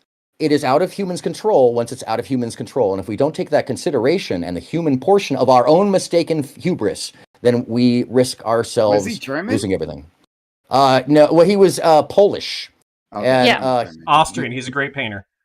I guess Yeah. I believe in human selfishness enough that when it comes to AI, people are going to be thinking about that to some extent, right? Like, I don't think there's going to be I don't think that there's, for example, going to be any military that fully offsets all decision making, all coordination, all tactics, everything to just AI. I don't think so either. It might even be better for them to do so, and I don't think humans will ever do it. Not anytime soon. I agree. I don't think it until we get to the point where its logic outdoes us and it undermines us or outshows us where we trust it. That's going to take 100 years, honestly, frankly. Good. Yes. So I want to say, so I wouldn't mind having Erudite asked, how do we actually get people to negotiate on arms and actually come to some level of consensus? I want a fucking lunatic like Lactoid to be in charge of DARPA, developing fucking dick bees, and also like that robot that like eats corpses in order to fuel itself on the battlefield. Like I want one in That's not that idea. It's real. There was It's a robot. in charge. Yeah, it's a robot machine that actually uses rotting organic material to fuel itself. So I want him coming up with like all the Terminator robot machines that are horrifying. But I don't expect humans, like I would want Erudite or Corey to be in charge of the weapons that are actually deployed upon the battlefield, because I trust them to be more moral than having bees crawling up people's urethras and then ripping their guts out. So that's like the de facto of what I want right now. What I think would actually unite us to the point that human beings would no longer kill each other with like horrific and awesome technologies is aliens. So I think we need to focus on the exterior threat of Xenos and aliens. We need to colonize the stars and any sentient hostile species. I'm sorry. We can unleash devastating weapons of war. Reptile hating? Are you reptile hating right now? Because let me blink in the wrong direction. Hold on. Okay. Well, I wanted to, and thank you, Aaron. You've got to go. Thank you very much, everybody. You added a whole bunch to this conversation. Take care. Be well. I would love to have you again in the future. Thank you so much. It's fantastic, and nice to meet you all, by the way. And Lactoid, I'm sure I'll see you back in the backspace, and we'll have more of these discussions as we do. Thank you, Prime, for having me and having the panel. Absolutely. FK, I saw your hand. Erudite, though. Like my problem with your statement from previously is that one second.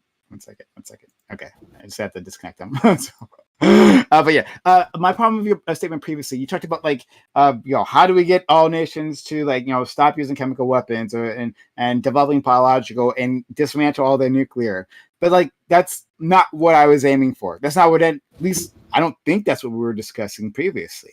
Right, like we understand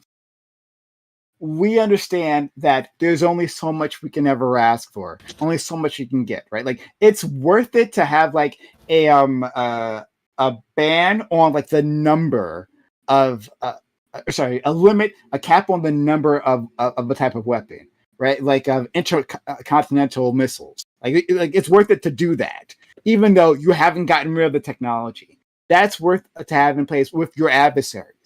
And so I think that under the right circumstances, with the right combination of administrations across the world, that we can realize that a form of AI controlled weapon might be too much. That we can sit across the table and say, yeah, well, look, we want to kill each other. We definitely do. That's definitely not off the table. It's just murdering each other.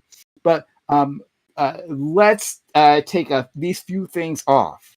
Let's make these few things a step too far, right? Sure, But- I guess my response to that would be essentially almost all these agreements, like Yalta, almost always comes after we're like so tired of war that everyone wants to stop. Or the agreement on like nukes, for example, it didn't come before Hiroshima. It came after, right? In fact, some of the disarmament is mostly coming from mutually assured destruction, where everyone just realizes like, there's one thing that's unifying us, which is that if one person fires a nuke, we're all fucking dead. So maybe we should chill a little bit. So like, would I like a world where adversaries come together before something happens, before a chemical bomb gets released?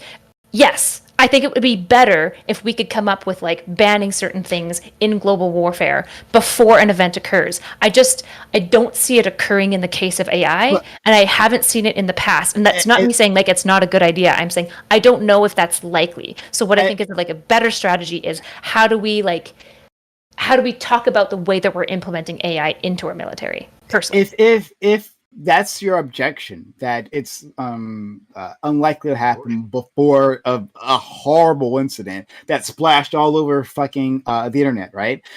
Then I agree with you. I agree that it's unlikely. The public and the publics around the world are going to have to see some genocidal shit. Something that's unbelievable. Like a city is going to get hit. Hopefully not the one you're in, right? Unless it's Toronto. Hopefully not the one you're in. And the images have to be all over the globe, and then something's going to happen. Agreed. And it's unfortunate, but like, yeah, I guess that's all I was going to say. Okay. Yeah, I think the issue is like, again, we don't have any idea what this AI could do. It could be the case that people are like these nations are giving AI control over like some of their weapons systems, which might be like really problematic. But like the way that a nation, I guess, would have to deal with that would be like large nations like the US mitigating like who's getting certain types of like microchips or what certain types of like chip producing technologies are allowed in certain countries. It would probably be some boring shit like just going into these nations. Like this one would be really hard, but you would have to find ways to get these nations to agree to allow other nations to come in and actually look at their weapon systems if you want to avoid this from happening. And that part is like the hardest part, right? But like, again, But we did that before. Like we have done it before, but when it comes to AI, it's very different. It's one thing to be like, yo, we want to come into your labs and there's going to be like some type of specification of like what we can look for, how we can look for that. But like when it's like, yo, we need to get into your like weapon systems to look at what's going on in there, look at how your programs are running, how they're running your systems, then it's like much more difficult. I don't think it has to be, right? It depends. I think you can focus on applications rather than like specific system design, right? Like you can have your swarm, but they can't be dick bees, right? You can do all kinds of things, right? Yeah, like there's no way that we're going to be able to have like a code audits on all these things. That's just not going to work, right? And like you could, especially with something that's digital, that you can easily pick up and hide. So yeah. How do we create those rules though? Again, without knowing exactly what AI is capable? Because like right now, the way I'm viewing it, like the way I'm viewing it is the equivalent of like if a bunch of lawyers got together with a bunch of tech bros and they just took a bunch of data regarding some specific type of law and they built out a database to like function in that section, right? But that's like that's not a transferable weapon, right? That seems like what the military is doing. They're trying to like build out this database a little bit more with like the fighter jet, but even that, I don't know how like different that is from just having like a person fighting in a fighter jet, right? Like, no, I agreed, but like that's what an Erudite I think really addressed this point, and that like it has to happen first. One, we have too many unknowns at this point, so I can't tell you. Other than Dick Bees, which we've I think we all agreed on. Oh, except for Lactoid, he's pro. But we don't know like what these future applications are going to be, and once they happen, it won't be until they're used on the battlefield.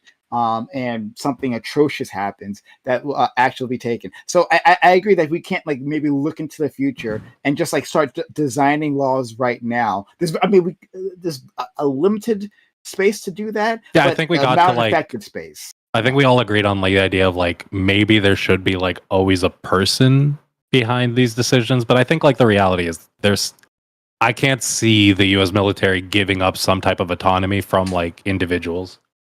And the most I could see is some sort of agreement of which countries don't get access to AI, and they'll get like in trouble if there's like suspicions that AI is being built. Like that's the main type of like preventative thing that I could see. So like unstable countries that are like, I think maybe you're muted, Prime, just so you know. I'm not speaking. Oh, okay, sorry. So I can see that. Again, I'm not opposed to preemptive policy. The issue with something like a nascent technology is, what do you preempt? Say you get a really good, say everyone does come together. They sit together and they agree to policies. We're not allowed dick bees. We're not allowed weapons that cause mass amounts of harm. Any weapon that's developed must like kill the individual as like swiftly and quickly as possible, right? All sorts of things to no collateral damage, all sorts of good stuff to kind of limit the potential risks we see with AI. The issue is we have no idea of like the future progenitors of like the technology and like what other things might need to be litigated and will be missed in the nascent. So like I'm not opposed to it at all. If it turned out that everyone got together tomorrow, I would be happy and excited. I think these are just the limits that I see essentially. And last thing I'll say, unless someone else has something else they want to throw in, but like it doesn't have to be one and done. Right, so even if we, at this moment in time, countries gather together, they realize a future threat is looming and try to limit that technology. Okay, good. Hopefully that's helpful. But we can also like do this again, right? Like, so that's an option. Just because we miss the problem now doesn't mean we can't recognize it in the future. So, all right. I guess that's it. All right. This was a lot of fun.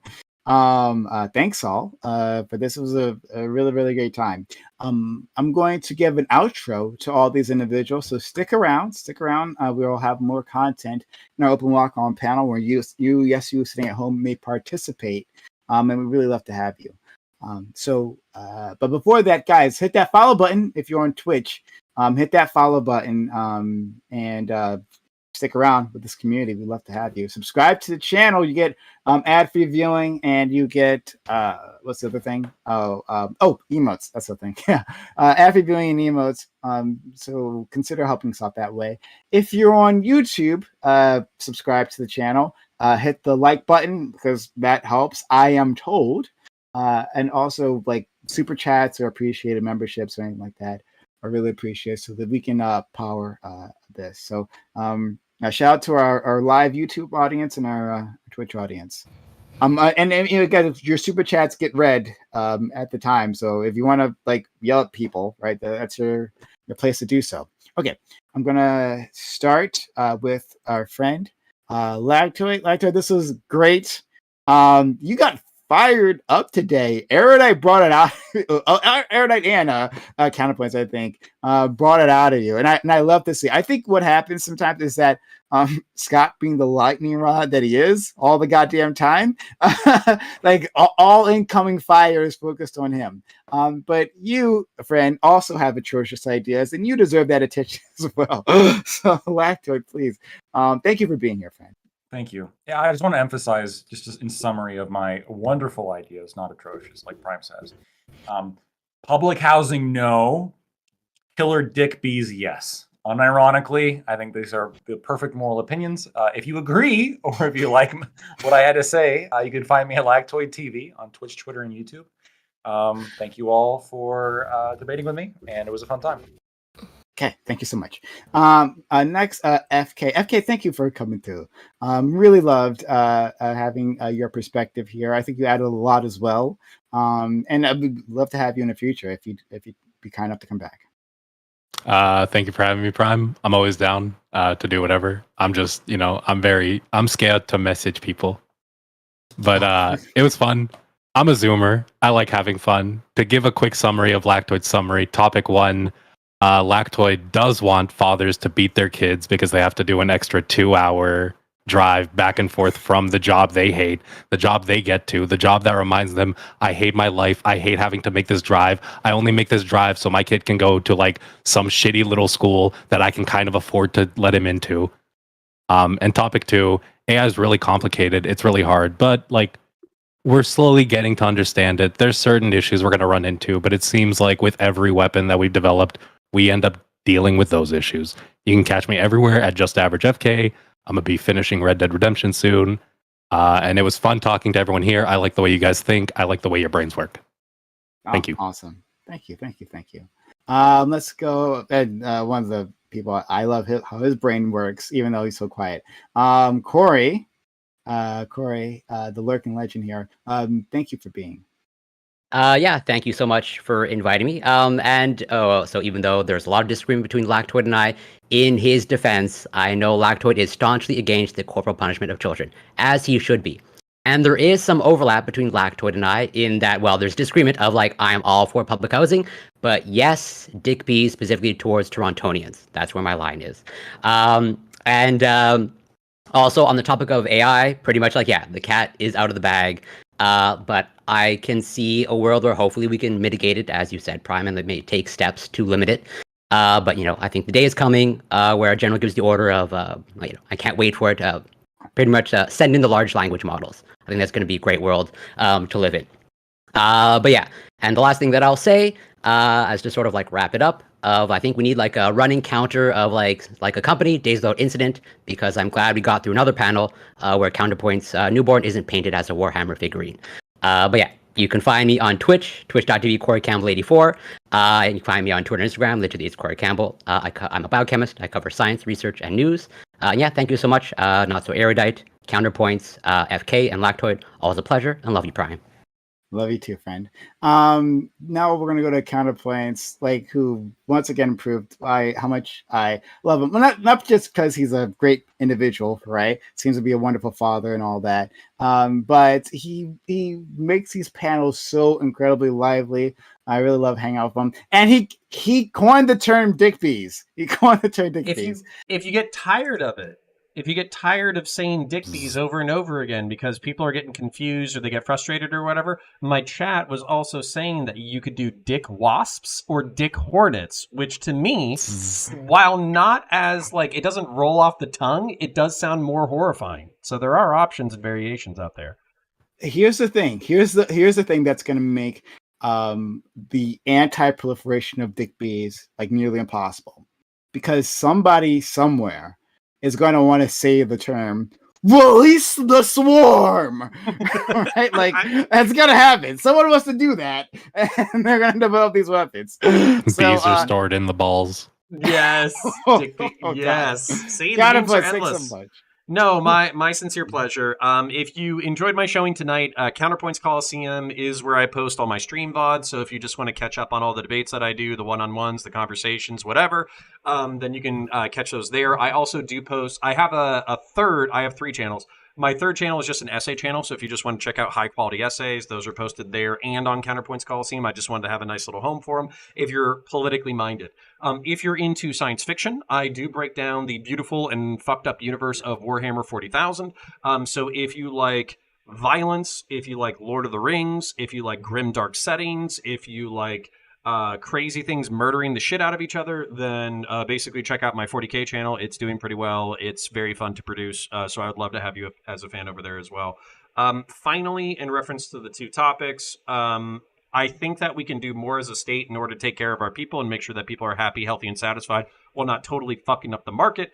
And then I do think that nukes and the technological revelations of the past, we should always research them so we can have them at our disposal if, God forbid, we need them. but we shouldn't be in such a rush that we accidentally create like a nuclear holocaust.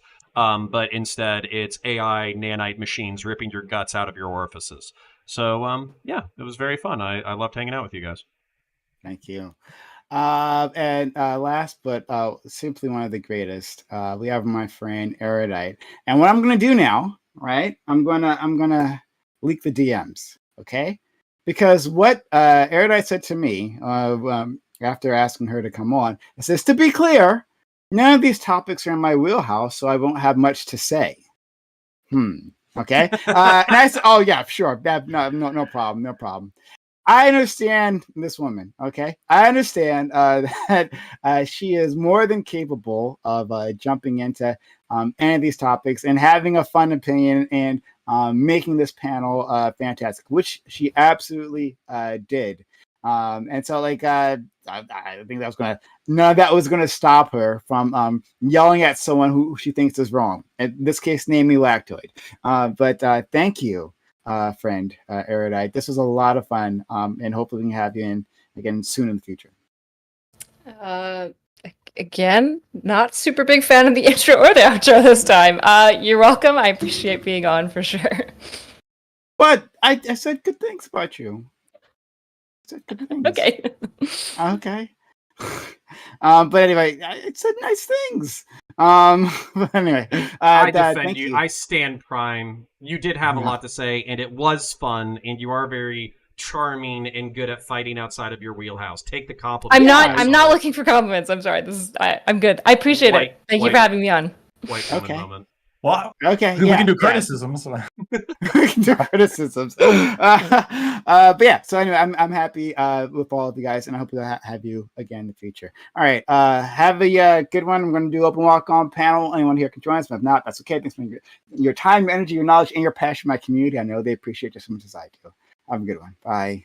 All right, before you guys leave, butt millipedes, eye mosquitoes, ear spiders, and cockroaches. I am brilliant. That shit was before that shit was really interesting on like the differences between how you deal with homelessness. Because I always thought it would probably be better off to just, or like addiction. Because I always thought it'd be better off to have them in a facility that can give them all the resources. But yeah, I guess it might be better to like have them spread out in certain areas. It's a meme. Obviously, like the drug hotel or whatever. And I think it like appeals to the conservative Darwinian hope that like, you know, homeless people will just kill themselves with their own diseases of despair. I think did he leave? No, I'm still he can in the hear chat. us. I It's just turned off the Oh, camera. okay. Yeah, I'll be quick. I know Do you guys want me to keep it on? I don't know. I don't think you can come back in now. You're gone. Yeah. Okay, that's whatever. But I'll wrap it up. But basically, what people are looking for, what they don't want is they don't want downtown areas that are unlivable for normal human beings, and that's like the main thing that most people are pushing for. Yeah, I think talking to Counterpoints actually about this specifically, I really enjoy talking to police members and then like beat working social workers as well about this topic, because I think like the conversations on like managing homelessness are like vastly misunderstood and not talked about well, oftentimes from both sides. And so yeah, I find, especially if Connor and I are together talking about homelessness, I feel like it's always a really interesting conversation because you've got the police officer perspective, whereas I'm working more as like a mental health care worker on the front line. Well, and I'm a sensitive soul too, so even though like I had to rough up a few people or whatever, it's obviously like horrific when you know somebody has like a traumatic experience with like mental health or getting Baker acted or with law enforcement or whatever, but because they're so far gone, you basically have to re-traumatize them by like wrestling them to the ground and taking them to see a shrink. So yeah, I'm happy that I've heard you repeating the quote. It's like, you're going to have to get a lot of blood and shit and fucking, you know, you're going to have to get your hands dirty, and not a lot of people are ready for that. Mm-hmm. Yeah. My experience I quote you on that every time. Yeah. My experience out of a lot of that shit is dealt with is just out of people I've talked to who've worked in like mental health hospitals and things like that. And I think there's just like a lot of overlapping experience that goes there. It's always really weird because like a lot of the people that I've talked to, it's always really interesting. It'll be like just like really small girls who work in these facilities, and I'm always like, bro, it's wild because the stories they're telling me, they're like, yeah, so there was this dude that was like There's a dude that was like 6'4", and he was like, off his meds, just having kind of a fit and kind of like getting violent with some of the staff. And they're talking about it as if it's normal, and it's like, bro, like, you would be killed. Females. So the cool thing about females who work in the field, though, with like law enforcement and stuff, is sometimes weirdly there's like a maternal instinct both in the social workers or the or the police officers, and there's also like a parenting instinct in the person, where if they're being talked to sternly by a woman, it almost like kicks in, like, like memories from their mom or whatever, or the mom they wish they had. And then sometimes they'll respond better to women than they will respond to men. Don't you kind of see the same thing though with like young boys? I feel like I've always seen those cop videos where it's like a cop takes on like a fatherly role talking to like these kids. Oh, it's hugely important. I want to get back into. I'm waiting for some veterans benefits to kick in for how fucked up my neck is. But that might free me up financially, and I might be able to do some stuff on YouTube that'll help make ends meet. If I'm able to do that, I'm either going to go back to work in schools, or I'm going to volunteer or substitute. Because I think, like, systemically, if you want to fix like broken people, you have to start when they're young. But I wanted to say something that infuriated me, Erudite. So the fucking Sunday coming after you because your program or whatever, like one of the clinics you worked at was fucking faith-based. I was like shitting blood on fucking Twitter the other day. I was losing my fucking mind because I watched an old President Sunday video, and it was basically defending Christianity from leftists and talking about like how like philosophically it could have some moral grounding that's actually defensible and all this kind of stuff. This must have been like a 3-year-old video or some shit like that. So for him to like come out and say like, oh, your credentials with working in mental health are like irrelevant because you worked in a place that has like faith as a part of its program, I was fucking losing my mind. I could actually scream at him about that. Well, he's calling it faith healing because he was trying to paint it off like we didn't do real therapy, that we were doing like woo-woo, like crystal shit. Even though when I had originally showed him the website, long before he ever made this piece, when I was like privately trying to like reach out and be like, hey, I know you're concerned about my credentials. I was just being good faith and being like, what information can I give you to clear this up? It's a confusing field. I'm understanding if you don't understand, basically. I sent him that site, and when he originally saw it, he's like, okay, yeah, this is fine. So like, he's just like, he's lying, right? Like part of what changed is when Demon Mama covered it, she called it faith healing, and I think he borrowed it and he realized that it like bothers a lot of people. Was it just here's another angle to attack fucking Kyla? Was it like a religious facility that just happened to also offer whatever it was you were doing? Yeah, it's fully. I mean, it's like most addiction centers, nonprofits. It's Christian based, which is like standard. Because the motherfuckers actually put money into it. Like exactly, and it's fully accredited. Like it had like a licensed like psychologist, like a full formal psychologist on site. So it's not like it was like some weird shit. This is like what Sunday does. Nope, they do the same thing with like immigration and immigration law, right? They'll have like full on immigration lawyers that are paid for by churches to help out like with. Yeah, I want the people who are here to hear this before anybody else leaves. So my father-in-law works at a men's addiction center that is like it is faith-based or whatever, but they take people and they put them into a 2-year sobriety program in which they're like guaranteed housing, guaranteed food. They live communally. They're not allowed to consume narcotics, and they have like a 95% success ratio with like having these people succeed and then being placed back in the community and then continuing sobriety. Now, part of the reason why is because the people who aren't trying to be sober, they flush themselves out of the program. But it's literally a 2-year ramp to get people back onto their feet.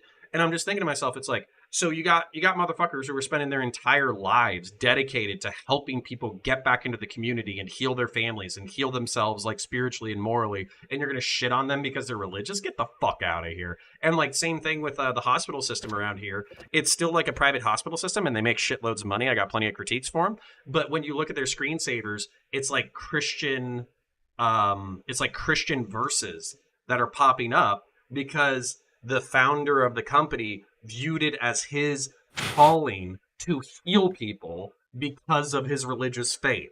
So it's like, fuck you. Like, you're going to shit on religious people even though they're properly motivated and impacting the community. I think there's overlap for problems to be caused there. But from how you're making it sound, Ariad, like you guys had licensed therapists, right? Or licensed people, psychologists able to deal with those issues. So I if mean, people are licensed, I yeah. don't know what the issue is. Part of why they hired me is to like, I helped them build a quarterly evaluation so that not only were they like giving like proper treatment, they were also evaluating their clients quarterly to ensure that they were empirically and like by numbers and math actually improving in the metrics that we would want them to be improving on. This is just what Sunday does. He'll like say like a half truth or like a mostly full truth, but he'll like swap some language around to make it like as incriminating as possible, or he'll just like blatantly lie, right? So like calling it faith healing is lying. It's literally not faith healing. That's a very specific thing.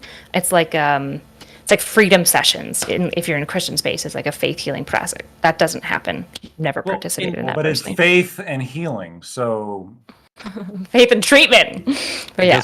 So Would it be Catholic fair hospitals, if he they said, engage in faith healing too? could he say faith-funded healing? Not So even. Not really. I mean, kind of. It's just Christian based. I don't. Yeah. Faith funded feels weird. Like, what does that mean? Y'all are getting paid on prayers or something. I don't know. Yeah, exactly. So, all right. So apparently I got a raid from IRI, so I guess I'm staying online and fucking reviewing shit. Hi, IRI fans. Hello, hello, hello. But Howdy.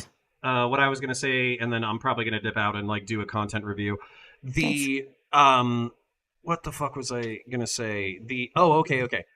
If somebody worked in a field, this is like the wildest shit to me. So I worked in a field. I worked in law enforcement. I wasn't a detective, but I conducted investigations. If I wanted to talk about fucking law enforcement, people ask me all the time. They're like, hey, I got a DUI. What do you think I should do? I got caught with possession. What do you think I could do? I'm not a fucking lawyer, but I'm still telling them like, hey, this is how cops on their side view it. This is how state's attorney on their side view it. This is how the courts view it. So basically, this is what I would do in order to maximize your potential within this field. I'm not fucking accredited in order to do that shit. And then the same thing, like if I saw somebody like a dispatch person and they were talking about law enforcement and they were talking about like fucked up calls that their like department went on to or whatever, or they were giving people like similar legal advice about how to interact with the justice system, I'm not going to shit on them just because they don't have like, they're not the specific like high level captain or lieutenant of a fucking police department. So what frustrates me too is Erudite. I maybe I'll say this to Sunday eventually, but it's like if you have somebody even knowing the internal language of a specific field is important to help people navigate that field. So if what you're really offering through the psych service, which by the way, I doubt you're getting rich off of the fucking psych service. I'm sure it's like half a dozen people. I forgot what was it again. I've seen this like glancing. You were charging like 20 or 40 50. bucks for I charged 50. I was charging 50. 40. It's up to 50 just because I was getting like so many requests that I just like increased it to create a little bit of that friction. Whatever. Yeah. But Just to be clear, I doubt you're. I also have a fully free video that I send every single person before I even work with them and tell them, please go through this. I go through my process. My process is updated now, so I'm going to make a new video. But I give them all the resources that I use, all the questionnaire that I use when I talk to them, and how I utilize the questionnaire to find them a therapist for free. And then if they still want to work with me, then I work with them. Some of It's us are just lazy. Well, the idea that this is like malicious is just wild. And I vetted it with like multiple professionals in the field. It's The part that I totally find, do you still do, because what I saw, did you have like a refund policy where it's like if somebody went through the steps, tried to get something and it just didn't work out, you would refund them for that? fully. I still have it. I always fully refund. I only want to help people. I'm making money because the reality is that like I'm doing work. But if I send them three, I send them three. And if none of them work out, I ask, do you want a refund or do you want me to look for more? If they want me to look for more, then I look for more and send them. I've only refunded one person, and I did refund them immediately. So I don't know. And then just to put this, I'll wrap this up and then I'll do a content review. That way I can entertain the little ADD babies at home. But basically, like, that's my frustration is like, even knowing the internal lingo, if there's different tiers of like psychotherapists and different specializations and all that kind of stuff, and you're able to articulate those specializations, I can tell you what a detective does. I can tell you what a SWAT person does. I can tell you what a narco person does. I can tell you what a canine person does. I can tell you what a patrolman does. I can tell you what the EMTs do. I can tell you what the fire department does. I can tell you what the air life flight people do. And that's all through not necessarily being those titles myself, but by working in proximity. So if somebody wanted to know the logistics of how to navigate or to talk to those people or what kind of experiences those people have, I know those because I worked with those people for 4 fucking years and we had conversations about their shit. So the fact that he's acting like, oh, you might as well be a fucking burger flipper who doesn't know shit about the field, it drives me fucking insane. But it feels odd. It feels like the equivalent is just somebody who's worked around lawyers their whole life, or not their whole life. I guess I don't know. Did you work in this field for your whole life, pretty much? Yeah, I've been, volunteering in this field since I was like 16, but like working professionally for since like 2018, basically. So if somebody's been around lawyers their whole life, right, and they know a district pretty well, or they like can study up on districts pretty well, they can look at who has connections in certain districts, and they offered like a service where it's like, hey, listen, like if you just don't want to find a lawyer in your area, I can kind of help you out based on like my experience, with like the option of a complete refund if you go through these processes and it just doesn't work out. I can't see an issue. Yeah. Well, We I want gotta to hear your go, take but on this. parasocial love to you and yours. Fun hanging out with y'all again. Have a great one. Peace. Catch you later. Have a great one, bro. See you. Bye, guys. All right, and then chat, don't go anywhere. I'm not going anywhere. Chill out. Hang out with me. I'm gonna take the IRI crowd for a fucking ride, okay? Destiny, leftist, conservatives. I was going to do this content tomorrow, but I got you anyways, and I'm going to be awake for the next 2 hours taking care of my kid, and he's passed out right now. I'm just giving my wife some sleep while we have a newborn, so why don't we just roll right into it and do it now? Do a little debate conversation review. And yeah, so hang out with me and we'll have some fun. Let me turn on my camera. Hello, IRI Raiders. Hello, people. Here's one for you. Curious as to your thoughts, maybe for later. Kalinda sent it to me. Body cam footage. Can you... Oh, Jesus Christ. They shoot somebody in a fucking wheelchair? They have a gun? He got a knife. Oh, this guy's... sorry, IRI people, if you don't like the R slur. This cop is the R slur.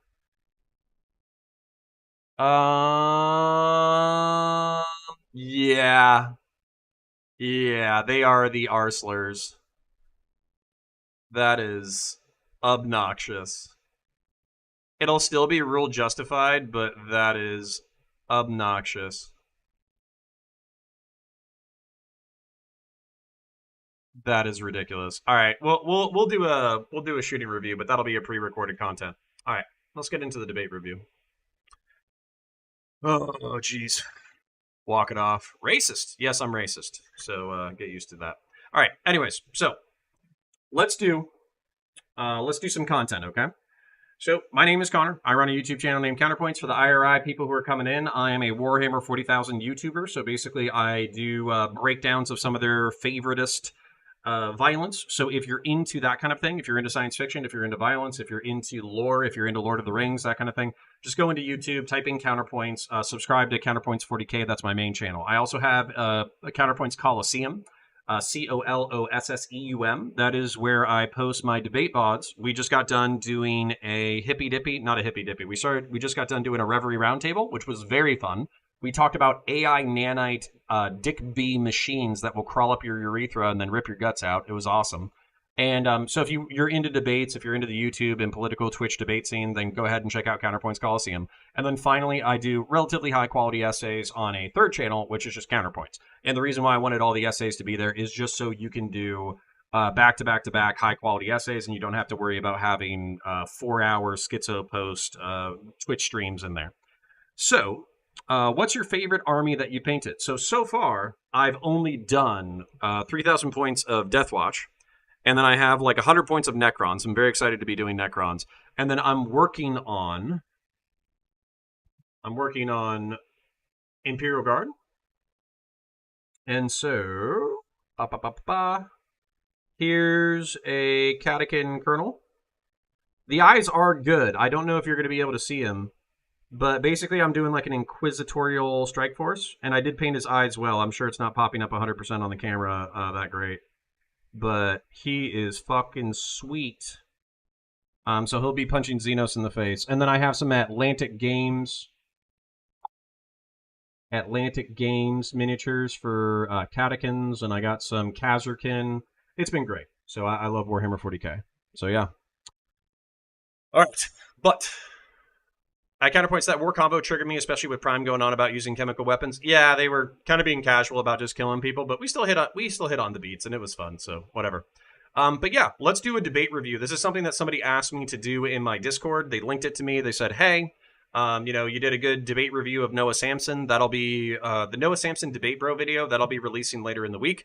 So why don't we get together with IRI's community and whoever wants to stay, and we'll do a debate review of a leftist debating Destiny about whether or not conservatives are evil pieces of shit. And if I need to bust out Microsoft Paint in order to draw things to illustrate stuff, I will do that. So let's go." Was a kid who was already like kind of right wing and was super duper pro police, Blue Lives Matters. Okay, none of the things you've said so far. Like Sneeko, like I can see the forces that are pushing him as far right as he's going. It's like pretty obvious. He's getting banned from every platform, and he's getting a ton of hate from people on the left. He's getting a ton of love from people on the right. Like that type of environment is going to move almost anybody in that direction. They don't have to be predisposed towards it. That's just a superhuman thing. His nature, bro, you can't be like humanizing or like sanitizing such insane but they're humans. I don't sanitize them. I call them out for what they are, but I mean, they're humans, they're people. Like, yeah, you got to meet them where they are. What, like, it's important. You can't ask people to respond differently to an insane evil. He's not evil. Who are you? So I wanted to ask, it's a huge talking point of yours to harp on how lefty. Huge, yeah. Okay, you don't even know what I'm going to say. Lefties banning conservatives is a huge thing that you harp on. Mm-hmm. That is like, and that you say that that's like a huge part of why conservatives are becoming more extreme when you sympathize with conservatives getting banned or whatever. My question is, how do you know that banning people online is such a huge contributor to them becoming more right-wing? Like, this is something you harp on a lot, so I feel like you should have like some pretty something concrete that lets you know that like this is actually true. I mean, one of the biggest narratives that conservatives have, they've had people in front of Congress talking about this, is the censorship of conservatives online. It seems to play into a big part of their culture wars talking point. Yeah, but like, how do you know that us banning them is what's causing them to become like more extreme to such a degree? Like, I don't know. How the fuck am I supposed to measure that? How the fuck do you know if Jim Crow like keeps black people in poverty today? Like. Well, if you don't know for sure, then like, why do you harp on it as such a huge talking point of yours whenever you shit on lefties constantly? Because I think it's a really big talking point. I think it's a really big driving force of like conservative talking points and conservative like resentment. Yeah. So Dank Pearl. Oh wait, hold on. The What Above All says, doesn't Destiny hate conservatives? Yeah, of course, but like, I would say he's shifted a little bit to the right. I think reflexively, 2016 to 2018. He was reflexively attacking anti-SJWs and attacking conservatives and all that kind of stuff. But it seems like the leftoids have really fucking pissed in his Cheerios. So he's more on the, he's more centroid, I would say, right now. Not because his like policy positions have changed, but just in who he chooses to target and debate. And so leftists have gotten frustrated over the past couple of years. And they've gotten frustrated doing watching Destiny basically target them, so I'm sure this is where the frustration is coming from. Neophyte says, Connor, just wanted to say you are a base individual, and I appreciate your efforts in this space. Hey, bro, I'm trying. Bro, we know the left is trying to cancel the right. You don't remember the Dick B all Nazis move? Yes. Dick wasps, Dick hornets. Finally, someone is saying this. Thanks, Counterpoints. I agree. I'm a lib, so it's frustrating to call him a leftist. Yeah, so he's not a leftist. He's an anti-leftist, but he's progressive. I would say he's center-left, maybe even a little bit further left than a majority of Americans, but he's just right of leftists in YouTube, Twitch, and Twitter politics. Resentment towards like media and social media platforms and shit. Well, I mean, I think that that's just conservatives trying to win sympathy points, and I think that like centrists like you constantly trying to like sympathize with them and buy into that narrative is just only helping them. Like an alternative explanation like you could give for why people on the right, because like I will agree, like there are people on the right who are becoming more extreme, but like an alternative explanation is just that like the internet echo chambers are just on their own are enough to make them move farther and farther right over time. So like I don't really think it's good that you're constantly like sympathizing with these conservatives, constantly agreeing with them, because like you don't know that for sure. I mean, when it comes to sociological issues, I don't know if I know anything for sure. I mean, I don't know how I'm supposed to respond to that. Do you think that hate speech online is like causing an increase in like actual hateful activity in the United States, like hate crimes and stuff? I think so, yeah. Okay, well, how the can you prove that? Because that's a talking point that people on the left give all the time. Okay, fine, I'll grant you that, but like, even if we grant that like it is amplifying it, how do you know to like the degree it is? I don't know the degree. I can't point out the degree, but I know it's a big part of their rhetoric. It's a huge talking point for them, and it seems to be borne out by the moderation policies that a lot of these platforms choose. I mean, it's not great that they're canceling, but even if I grant you that the left canceling right-wingers or centrists amplifies those echo chambers, which we don't know if that's true, you don't know how much worse that makes it. Like, for all we know, it could barely be making a negative difference at all. Okay, that could be true of almost everything.